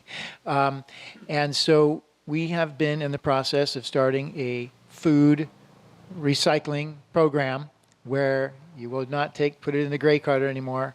It's going to go to our compost facility, because all green waste right now is composted, right? It doesn't go to H-Power, doesn't go to landfill. It gets converted into compost up here at Hawaii HER and Hawaii Earth Recycling. And that facility is being expanded now so that we can take food waste there as well. So that alone could potentially remove 25% of the waste stream, from what goes to H-Power. We have multiple other recycling operations, as you know, and I don't just mean the blue cart, but now you can you can now recycle now at all the convenience centers, beginning just a couple of weeks ago. We have e-waste bins. They're blue. And you can take any e-waste there, and it gets recycled. All that is shipped, it's taken back by the manufacturers essentially, and it's shipped somewhere to the mainland, and good things are recovered from that material. And that costs $0 to the city because of other subsidies that they get from the industry. That's a requirement, actually. Essentially, it's kind of a buyback program that the retailers have to do. We also take lithium-ion batteries, which are very problematic for us, for H-Power, for burying, for anything you're going to do with them. We have a new cardboard recycling operation. It's not at all the convenience centers yet, but this is for large users. And we continue to roll out additional recycling programs, and we do learn that from other places and from mainland and other countries. We visited Japan recently, and we're looking at their food waste recycling operations, and we're going to be doing those as part of the composting. So there's that, and that it always has been a really big focus of the department. One thing that hasn't been mentioned is the construction and demolition waste, which currently goes to a different type of landfill. I mean, it's the same. It's classified the same way, but it's the PVT landfill out in Nanakuli, and that facility only has a limited lifespan remaining, and that is where all construction and demolition waste goes. We do not accept it at the H-Power or at the landfill. It has to go there. Until and unless that place is closed, then we have to take it because we're the only game in town. It has to go somewhere. So we are in the process of planning for that eventuality and creating a recycling, it's called a material recovery facility, a MRF, to recover as much as we can to be recycled from that material. The cheapest thing is for PVT to bury it. You just collect the tip fee, you put it in the ground, and you made money. If you want to recycle it, that costs money. You need equipment, and then you have to find buyers, and you have to be able to recycle all the material. But that's what we would do because we own the only landfill. So we would be recovering as much as we could. And so the target would be 75% recovery, which is kind of the highest industry standard. So anyway, just wanted to say recycling is really important, and but it also, as you mentioned, it really falls on all of us in terms of the way. I mean, we have choices about what we buy and how we buy it, and how much waste we create. And as time goes on, there's going to be more. There's going to be less throwaway stuff. You're going to have to bring your own container to get food, and then you take it home and you wash it and you reuse it and you take it back again, and as well as beverage containers and all that kind of stuff. So I mean, I know there's a lot of people that are aware, of these things, and it might be a little less convenient, but it is for all of us. So, thanks. Thank you. Okay, I didn't know if there's anything else. Ernie, did you have anything you wanted to add? No. Well, unless Raquel really wants me to say something, I can pass in the interest of time. Okay, But, I wanted to get to some community questions and then also going down through the rest of the board as well. Okay. So, okay. Denise, and then we'll open it up and ask the community for some questions. Okay. First of We'll get to the rest of you guys. Don't worry, everyone will get a chance to speak. It's a hot topic. First of all, Ernie and Roger, thank you for showing us what a really good professional disagreement looks like. I really mean, yeah, it means a lot.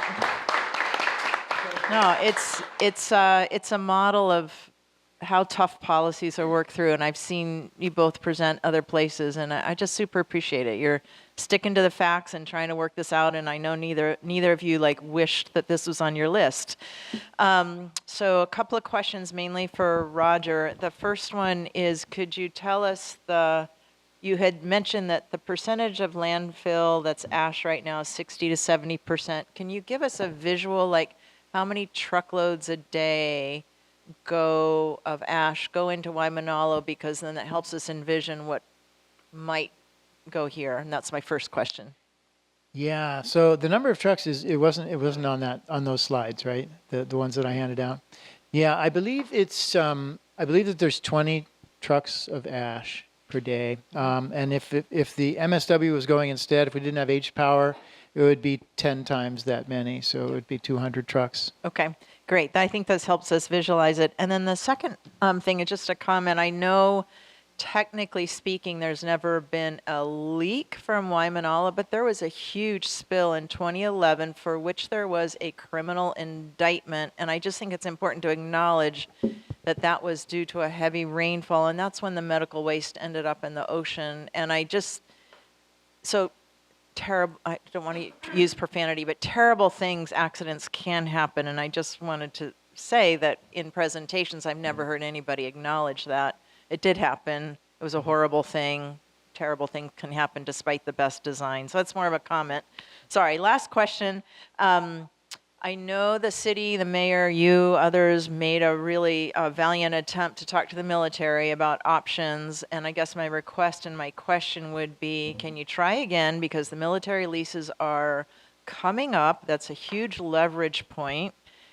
And it seems like a logical option to keep trying to push. So that's my question: is can the city continue to try to pursue that? Thanks.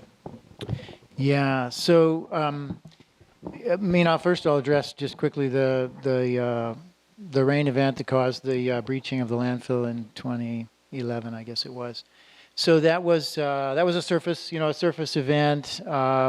Because the landfill is a canyon fill and it's up against a mountain, there is a mountain above it, and there was really heavy rains above it, and the exterior diversion structure had not been completed. It was under construction. And there had been various delays. I think it had to do with permitting, and so it wasn't done on time. And but the landfill had to sort of keep operating, and there was that unfortunate event. So what happened is the water ran down the mountain and partially flowed into the landfill and breached some of the cells, and stuff washed out. With respect to the military, so again, we did ask again recently to the military whether they would reconsider, and they said no. It is possible. So some of the legislature has said they would go, try to go to the congressional delegation and/or Washington and try and see if we get something else there. But we've tried. But basically we've been told no. So I don't know whether that's going to change. I guess it's always possible. Just so you know, though. The military sites are really just two that are outside the no-pass zone that would be acceptable. And one is the Waipio Peninsula, where our big soccer complex is, and that otherwise meets all other restrictions. So that would be one option, and we did specifically ask for that facility. And they said no. I think it would be a challenge for them to give up that site. It's in Pearl Harbor, right in Pearl Harbor. Just a short distance from Ford Island, and it's also, a facility that a lot of people like, and would be a challenge, I think, for them. And it's not a great location to get to from H-Power or anywhere else. You got to go through Waipahu town, definitely somewhere, and maybe right by the high school to get there. So it's not an ideal spot, but. So we got to think about what we're actually asking for. The only other site really is Lu'alu'ulei Military Naval Magazine, and that does have space and it does meet all the requirements. It's a big area, but the mayor did make a commitment to the west side folks that we wouldn't site the next landfill in the vicinity of the existing one, or the one not too long before that on the west side. So. That site was not asked for, and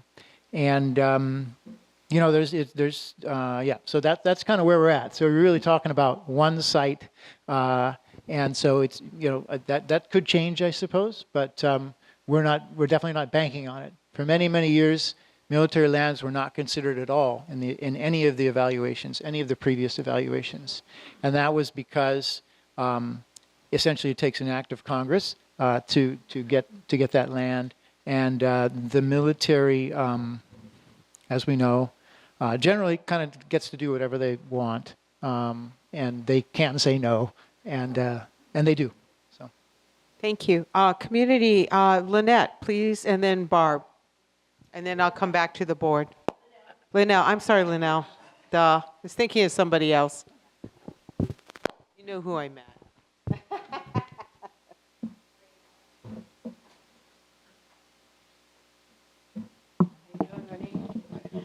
On the road, huh?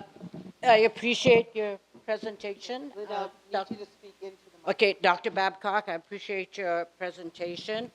And it is wonderful to hear that traditionally we have the 3 R's, right? Recycle, reuse, and reduce. Now it looks like we'll be adding the 4th R for recovery, right?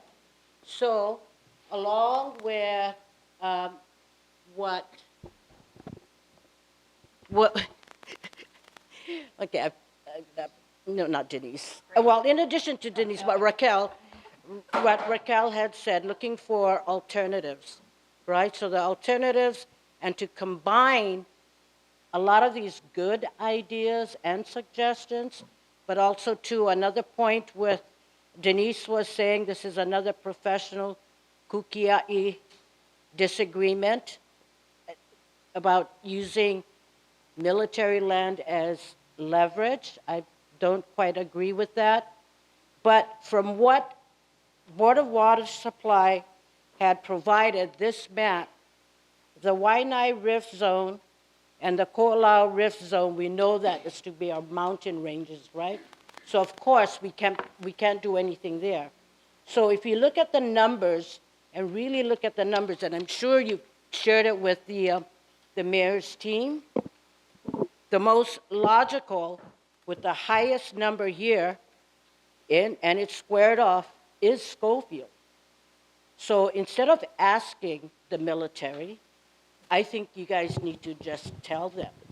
After all of these years of what they've done to our Aina, and you all know that, they need to give something back.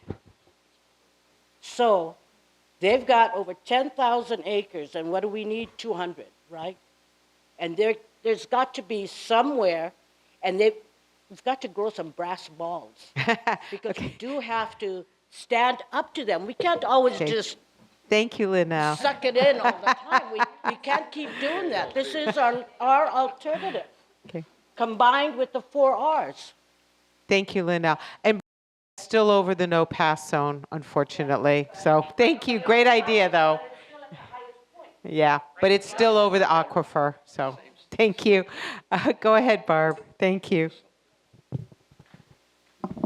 I also would love to thank both of you just for your professionalism. It's for all the meetings I've attended. It's really nice to see that. But my question kind of bounces off what Raquel said. Is there any place that, well, first of all, why do all the water that we use, does it all have to be so pristine to be drinking quality? Is there some other way that we could separate what we drink and cook with and perhaps bathe with versus washing our car, washing our clothes? And are there any other places in the world that have been successful in doing that so that we don't have to waste all of our very pristine water, that's so valuable? Does that make sense? Thanks, Barb. Thank you for that question. In the Ewa Plain, when they were thinking about developing the second city, 40 plus years ago, they got together with the developers and said, we're going to do what we call a dual water system. So a potable pipe in the water line carrying potable water or drinking water, another water line in that same street carrying for non-potable water. And in the case of Ewa, it's recycled wastewater, which Roger provides to the Board of Water Supply, and we treat that and we raise it to the R1 level that's suitable for irrigation purposes. Also, some of it goes through reverse osmosis and used for industrial uses like water for the Kahe power plant by Hawaiian Electric. So, and also, he reminded me, H-Power came on board not too long ago, so we appreciate that. They're using recycled wastewater at H-Power instead of high-quality potable water. That works in areas where you have that option. For the other parts of the island, what we're encouraging developers to look at especially is on-site reuse of wastewater. So treat that on-site. Maybe, and one of the developers is looking at what they call gray water, which is maybe from your showers, the bathroom sink, and treating that and using it to flush toilets within their high-rise developments or irrigate the landscaping. The other way is also to capture rainwater that falls on your home and use it on site, use it for irrigation on site. So that handles reducing stormwater runoff, which is another challenge for the city Department of Facilities Maintenance, all the stormwater systems and catch basins all over the island. So those are some of the examples of trying to reduce your potable water needs and use water of lower quality where appropriate. Thank you. We also have, Stephen is our conservation guru at Board of Water Supply, one of them. And if you have any questions about conservation or things to do or our rain barrel program, I know he'll be happy to give you his phone number. Of course, you can always text me too, Barb. So, but we take it very seriously, and we are working with the state and with the city to develop more and more ways. We have a whole group of people in our water resource, and that's what they really focus a lot on, water reuse and how can we stretch our resources and not be using our precious water for things like you say, washing your cars and things like that. So great question, Barb. Thank you. If I could just add, this landfill siting is a problem. From a drinking water standpoint, it's a threat to our water resources. But also, I think this is an opportunity. With any problem, there's an opportunity to also hidden within that problem. And I think the opportunity is that we, as a community, have greater awareness that we live on an island in the middle of the Pacific Ocean, that we have to find ways that we can live on this island in harmony with the Aina in a way that is sustainable. And we should learn from the Kanaka Maoli, the ancestors that were here before us, and how they supported lots of people, maybe the same population, without the technologies that we have today. Thank you. Thank you. Going back to the board, Mike Lyons, did you have a question? Yes, thank you.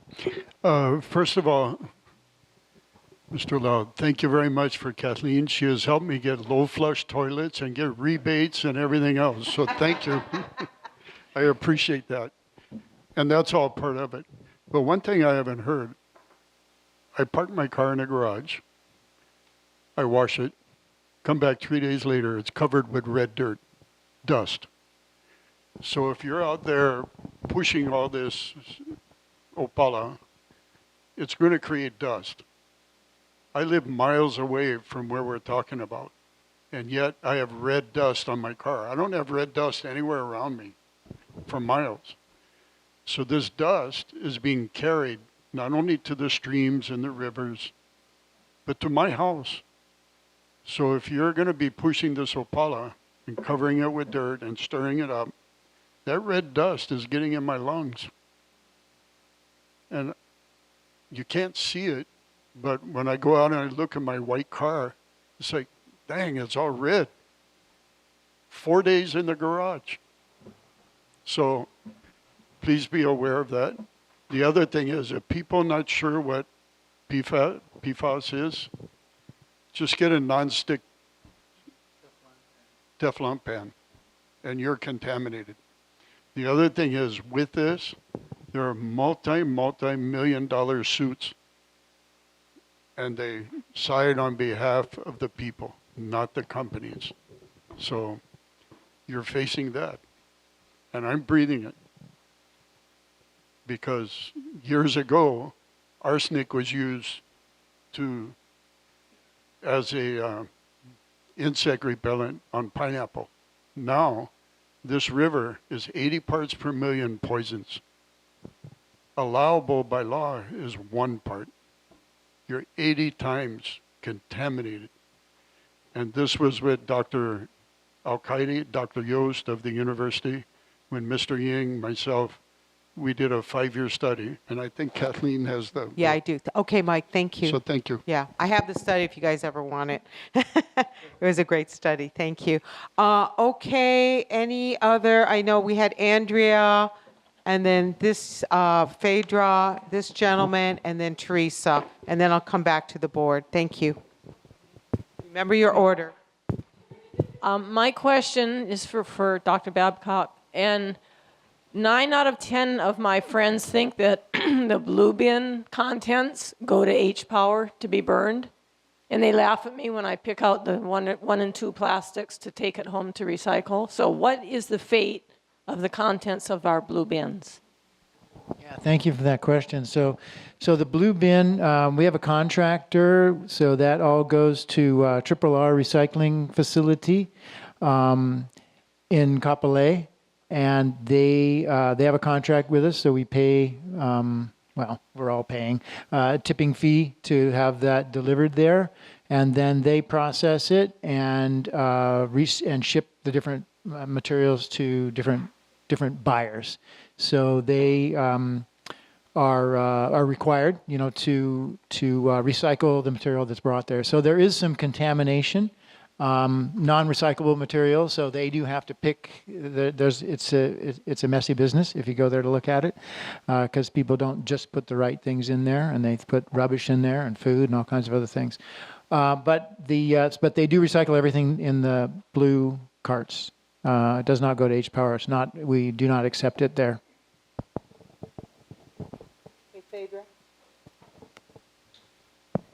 I have two questions. Hopefully they're quick. But can you describe the treatment system for the leachate? Because the leachate is continuous, and because it's high in PFAS, is that treatment system actually going to handle that? And then also, where is the disposal or outfall? Yeah. So leachate from Waimanalo Gulch landfill is collected continuously. And I would note that leachate is only formed while a landfill is in operation. And so at Waimanalo Gulch, it's been there a long time, more than 30 years. And so there are large sections of it which are closed.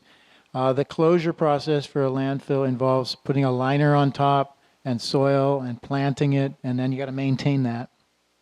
But no more rainfall goes in, so there's no more leachate. But the operating part of the landfill that's open creates leachate. It's collected on the bottom where there's a liner and there's a collection system, and it's pumped out continuously. So by permit, we're only allowed to have 12 inches of water on the bottom. So we can't let it fill up so it's always pumped out. It goes into trucks, and we take it to our Honouliuli wastewater treatment plant in Ewa Beach. So it's mixed with the influent water. It goes through and is treated with the rest of the wastewater. It does contain PFAS, but and the PFAS concentrations are high compared to other wastewater.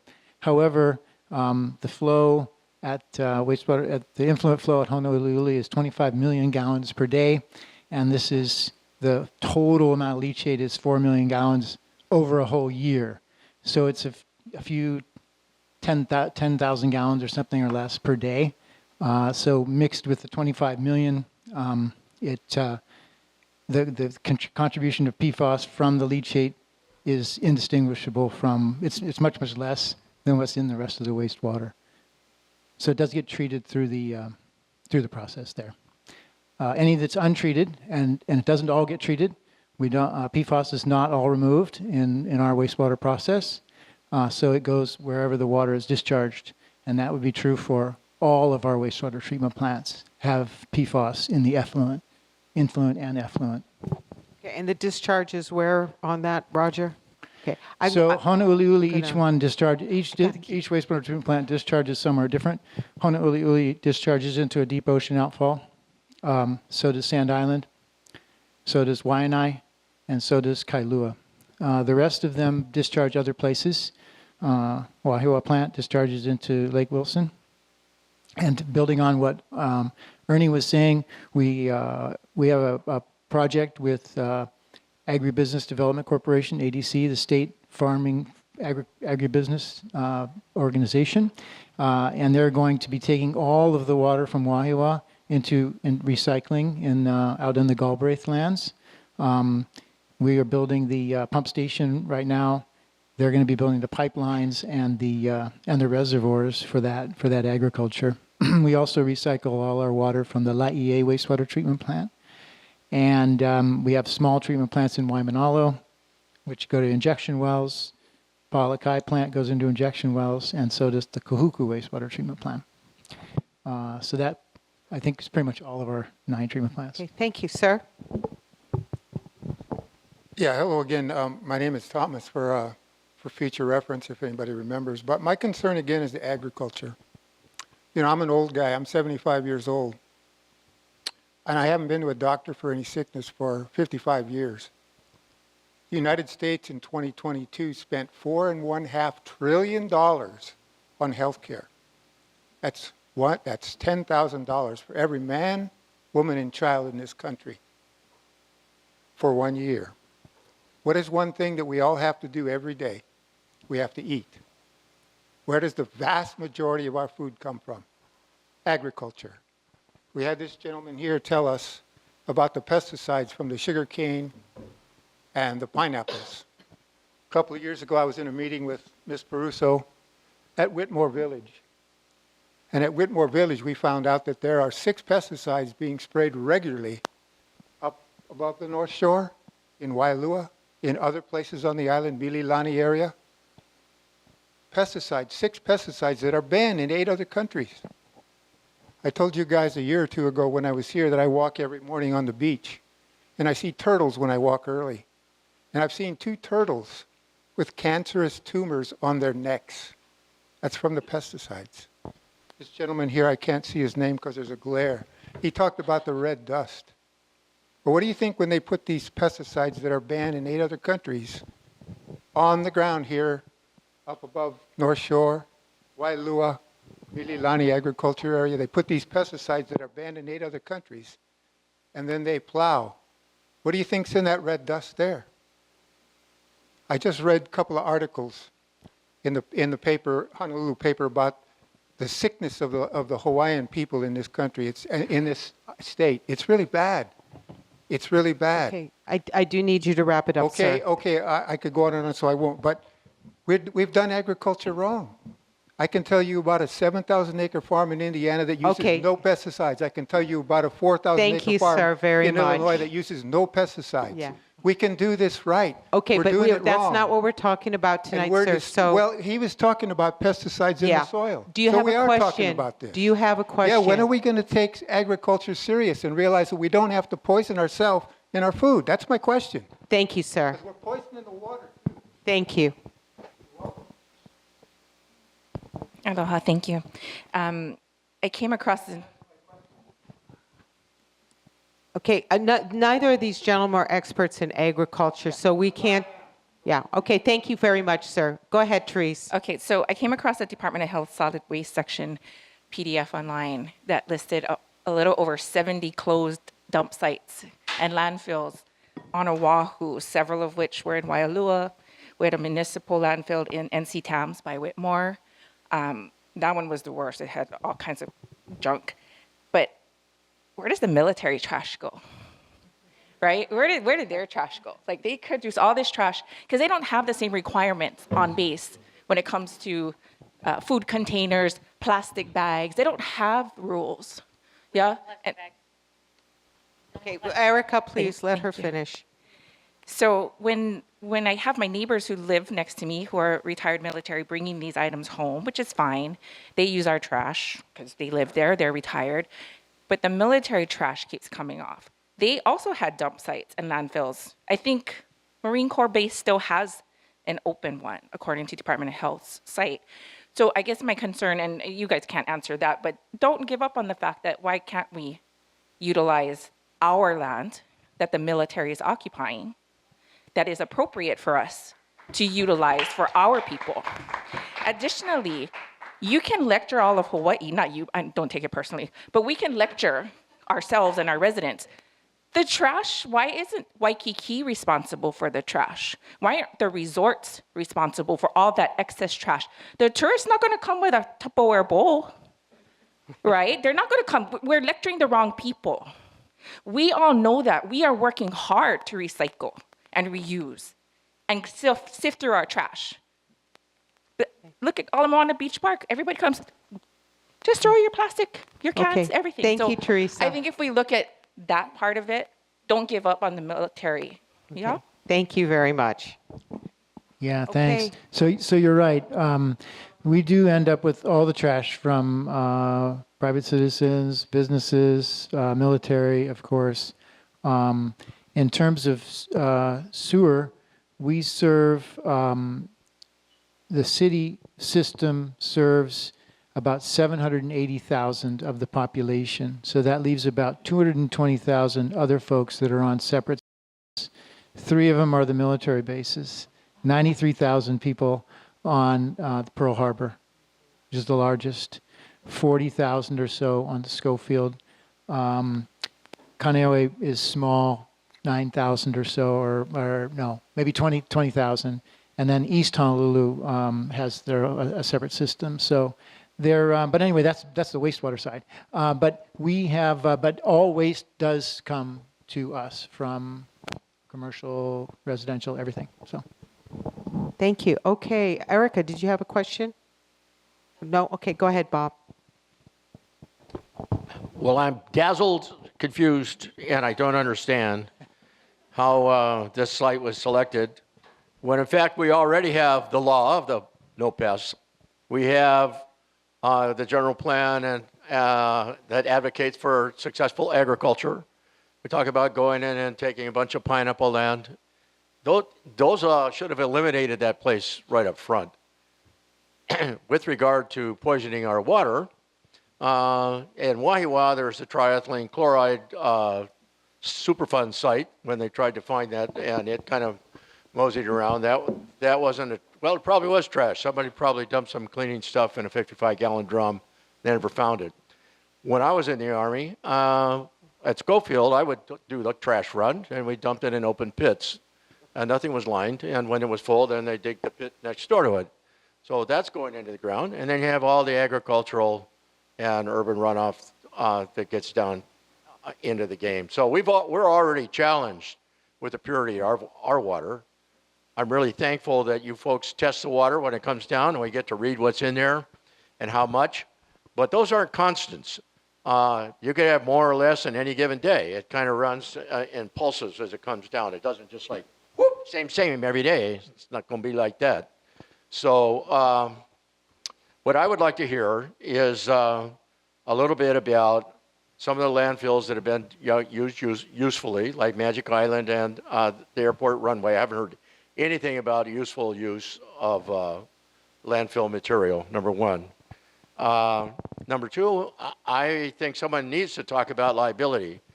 If and when, or more likely when, there's a failure in the system, who's going to be liable? And the answer is the taxpayer is going to be shoveling out the money. And it may not be for 50 years or 100, 150 years, but we shouldn't set that up. If we shouldn't set that up, who knows? Okay, Bob.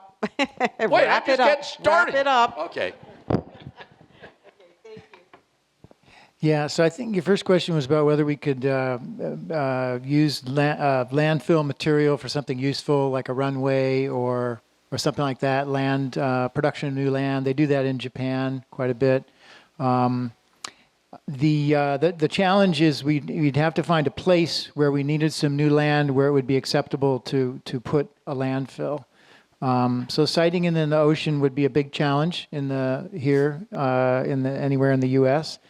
But even if we did decide we wanted some new land in Honolulu, for example, we wouldn't be able to use it. We wouldn't be able to have it be a landfill. And the reason is that you can't site a landfill within 2 miles of an airport. So all of urban Honolulu is off limits. And plus there's also the buffer distance of a 1/4 mile of residents and stuff. And so we really can't do that. So we can't like expand, put another runway out where the reef runway is or anything. We could build land, I don't know if we want to build land out in Kaneohe Bay or something. But I don't think we'd be able to do that. Now I'm at a loss at what your second point was. It's just nobody wants it. That's what you need to. Everybody Yeah. needs to hear. I haven't talked to anybody who says, "Oh, right." Yeah. Nobody So likes it's hard to site a landfill. That's for sure. There, like you say, there has been a lot of landfills, in the past that are closed, and the vast majority of those were unlined, other than say the last 3 or 4, because those stretch back 40, 50 years, and the laws didn't exist till the 70s. So there was no lining, and there were landfills everywhere. One thing to maybe point out is that the water system is a flush through system. It is always flushing through, and it does take a long time. Ernie can tell you how long, at least 25 years for the water to get to the aquifer and then flow out. But basically, since the beginning of time, water's been falling on the island, infiltrating, and then flowing into the ocean and forming this bubble inside. And as we draw more water out of it, we make the bubble a little bit smaller. But it's still a flow-through system. So I think, the things that you're talking about, they've been washed through the system. Okay, thank you. I'm going to circle back to Raquel. I think there was something you wanted to do, Raquel. And then Frank, I haven't forgotten you. Okay, just, I'm going to go back a little bit, rewind to the green waste.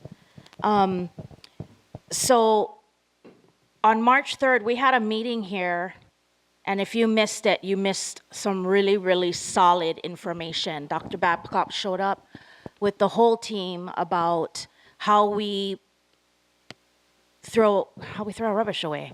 So Kawailoa transfer is obviously a result of a landfill that we had 1954 to 1986. Then we got the transfer station. Fast forward, the transfer station in Kawailoa is open on Sundays for green waste for certain hours. Everybody's hoo-hoo, right? Why cannot I take it there? I want to take it there. Well, they weren't supposed to be taking it since 2015, and they were doing us a good. They were very lenient. Now the line has been drawn. But it's important to understand that the green waste that goes to a transfer station does not get recycled. It goes to H-Power and becomes ash. So if we want to make a solid effort, we do have Hawaii Earth up here, and they do they're open every day. They do not charge unless you have a commercial plate. If you have a commercial plate and that's a problem, get a different car. That they will recycle. If you have proof of or concerns about CRB, you tell them and they will process your load like on the spot. I've done it, it happens. So I think the kuleana, into Teresa's point, is it is on us, but also for our tourist industry, the reason they make so much rub is because it's available. So maybe we have to adjust that as well in more efforts to reduce the availability of plastics, rubbish. I'm not excited about those fiber straws. It makes my margarita taste horrible. But it's making that step and that effort and that regulation to make that happen. So maybe we can make movement to make it less available. Okay. Yeah, that's important. That's the disposable food waste ordinance and various other things that we've got. And I do want to let you know that the Kawailoa transfer station, we're going to switch the hours to accepting the green waste to be the morning hours, based on that meeting that we had. I don't know the exact date yet of when that's going to start, but it's just dependent upon getting some bins. So we're going to have, I think, minimum 2 bins, but hopefully 3 that we're going to be able to stage for green waste, and then we will take that to HER instead of to H-Power. Right now, it's just mixed with everything else, right? There's no separation. We may also add green carts, a line of green carts there like the blue, for all the rest of the time, so folks will have that option. So we're working hard on that, and that was really good. I agree, it was a very good meeting, a lot of good suggestions and understanding of what people's issue is. So happy to do that, and we will continue. And in the legislature, there's been there's bills and stuff to try to reduce waste and throw away packaging, and those efforts need to continue. Mm-hmm. Yeah. Okay, thank you, Raquel. Chair, obviously nobody wants this in their backyard. It's not going to be easy anywhere, and I feel for you guys. I do, but. Chair, I'd like to make a motion. Please go ahead. The North Shore Neighborhood Board, number 27, does not support the selected location for the new landfill as it sits above our drinking water aquifer, and it's in the no-pass zone. I'd like the board encourage and support the city to look for viable alternatives to a landfill. Okay, so we have a motion not to support the site and look for viable alternatives. Do we have a second? Okay, Maka seconds. Okay. We will continue with discussion, taking questions, but thank you, board member. Frank, you had a question. Yeah, it's kind of ironic. Thank you. The blue areas, the pass zone, are the closest to the ocean. But my question is, like, when I look at the 2 largest pass zone areas, it's like the Ewa Plain and then over in kind of like Kaneohe area. But looking at the Ewa Plain, knowing there's an airport at Kalaeloa, now that you said the airport, but I know there's a lot of vacant land around Kalaeloa Airport. It's probably military, however, it's vacant. The other question is, at what point are you not on the west side? Because I know the mayor promised it wouldn't be on the west side, but where does the west side stop and where does, the other side begin? Yeah, Thank good you, Frank. question. And so that's a really good question, and it is a point of my first question to know is why does it say Mark if your name is Frank? My first day. Okay. Okay, good. It says Mark. Mark didn't show up tonight. Okay, got it. So I do want to be clear, and Mayor always emphasizes this, that what he said was Waianae Coast. He did not say west side. So that means potentially that Eva Plain is not Waianae Coast. I think you have to go kind of around Ko'olina to be in Waianae Coast. So that area is possible, but there's a lot of development, as you know, as well. So there's residential property and residential zoned and approved, lots of approved residential development as well.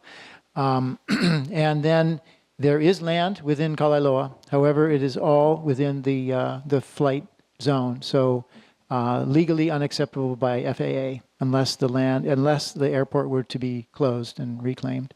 But the chance of that happening is pretty much zero. The city and the state will never close an airfield. They're too valuable. Thank you. Community, any question? Yes, Larry, please come up.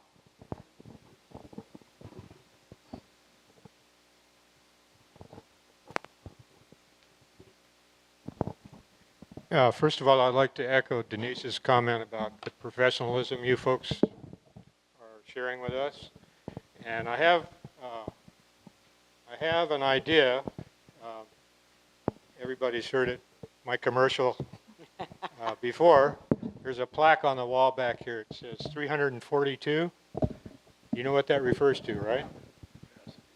That's the carrying capacity. You're talking about all kinds of really gnarly issues, really tough decisions. But the one topic that I don't hear you talking about is the carrying capacity of this island. I think Ernie mentioned it a little bit about sustainability. But the fact that you're not talking about limiting the number of people on this island is you're confounding the decision. You're making it harder. You could make it an easier decision if you would say, okay, we can safely and reasonably support 1 million people, whatever the number is, but put a limit on it. The way the thing is set up now, you're trying to provide enough water for Donapuna to issue more building permits. That's not right. Look at the number of cars on the freeway. There's too many cars on the freeway. There's too much demand for water. Think about coming up with a carrying capacity, at least as part of your discussion, please. Thank you. Thank you, Larry. Thanks. Any community, any other questions? Maka, I know you wanted to say something. Go ahead. Mahalo, Chair. Vice Chair, I do support your motion. Just want to kind of go on the other side and wonder. So I remember seeing black ash falling from the sky when sugar was still in production here. And I recall stories of, oh, it's not harmful, it's okay, it's fine. But then I also recall stories of folks dealing with issues, health issues. I'm not certain or sure or what they're receiving in regards to compensation and considerations. This being our kuleana, the whole island's kuleana, and a responsibility that of the city and county. It's not a private company. It has the city considered, what are the benefits to our community if we're going to be shouldering this kuleana? Are there benefits or considerations to us as we receive the potential fallout? Yeah, sure. So I guess it depends on if you're talking about H-Power or you're talking about, say, a landfill. Generally now, when a new landfill is sited, they would include what's called a community benefits package, which would put monies into the hosting community to use for, public projects. So that's very common now. And once we get once we actually have a site and a neighborhood to negotiate with, then that would happen. Okay, we have a motion on the floor I'd like to get to, and thank you. A big hand for both these two gentlemen. Very informative tonight. So, Zoidel, we have a motion not to support the site selected and to ask the city to look at alternatives to a landfill. Thank you. Raquel. Debbie. Frank. Leaf. Denise. Maka. Cheryl. Charlene. Erica. Bob. Michael. Kathleen.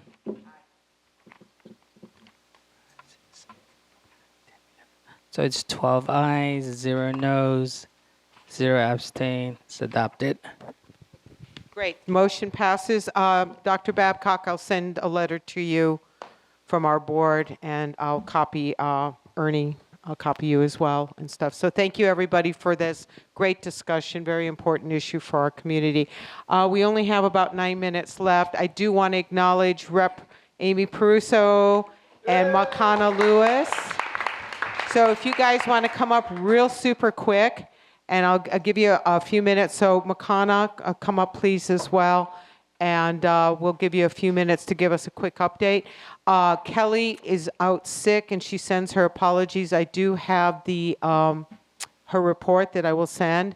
And then I saw Kealoha, I know we'll get to you as well. So real quick, you got 2 minutes. So at least to say something. Okay, so we are in the last part of session before conference committee, and I want to say, just to kind of fit into the theme of this evening's conversation, House Bill 969, which would prohibit a landfill from being built over an aquifer, is still moving, and it only has to go to one more committee, and that's WAM, Ways and Means.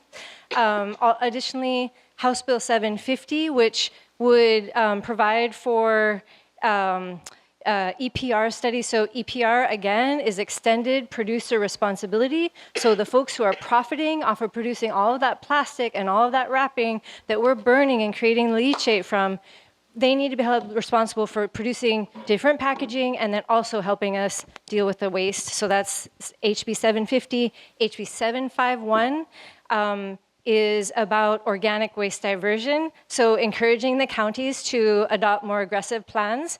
And creating some benchmarks for organic waste diversion, solid waste diversion. But all of those bills have gone through all of their committees, and they only have to be heard still yet by WAM. So very positive, and then we'll go to conference committee and we'll see what happens. And I just want to hit that point, and then I'm done. Okay, thank you, Rep. I will share that information. I have been checking the schedules. I'll share it with the board and with our cesspool committee. Thank you, Makana, for waiting. Hello, Mike Ako. A couple quick updates. SB 1582, which recognizes the coconut palm as a culturally significant plant and a sustainable food source in the state, has one more committee hearing with the Judiciary and Hawaiian Affairs on Thursday, this Thursday the 27th at 2 p.m. So hoping that if this moves through, it'll allow more funding and allow more opportunities to combat CRB and planting initiatives and more of the positive side. Update on a CIP funding from the governor. last month. He allocated $1 million for field improvements and another $1 million for electrical upgrades. As far as the field improvements, the design is completed. They're working on bidding. They're coordinating with the school and set to start at the end of the football season. So not going to interrupt graduation or football season. That's about it. Mahalo. Hello. Thank you, Makana. Thank you so much. Dr. Fox. Aloha, Chair, Board. I have about a dozen updates again, but I'll just get to one, and that is, oh, okay, great. Well, then I'll just start with the first one. Member Caslon Fisher, Department of Facilities Maintenance, has a paint and work order to change the Ahupua'a sign markers in both directions, and number 35773 is in its processing. Happy to report that back. I'll just go ahead and start from the top and just actually thank my colleagues. It's tremendous to be in Mayor Blangiardi's cabinet with both of you, and just thank you so much for your excellent leadership, and what a privilege it is for us to be able to serve our communities in this way.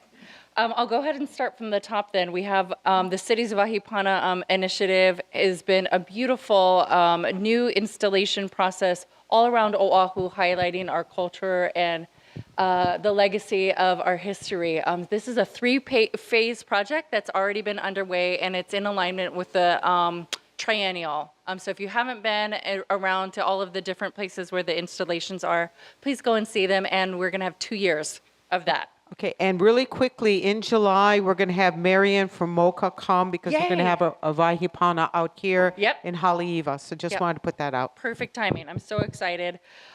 We have the new launch that I just really wanted to bring to everybody's attention, and that's FEMA's updated flood insurance rate maps. And so I can provide information for this, but we did post it in Mayor's newsletter for March.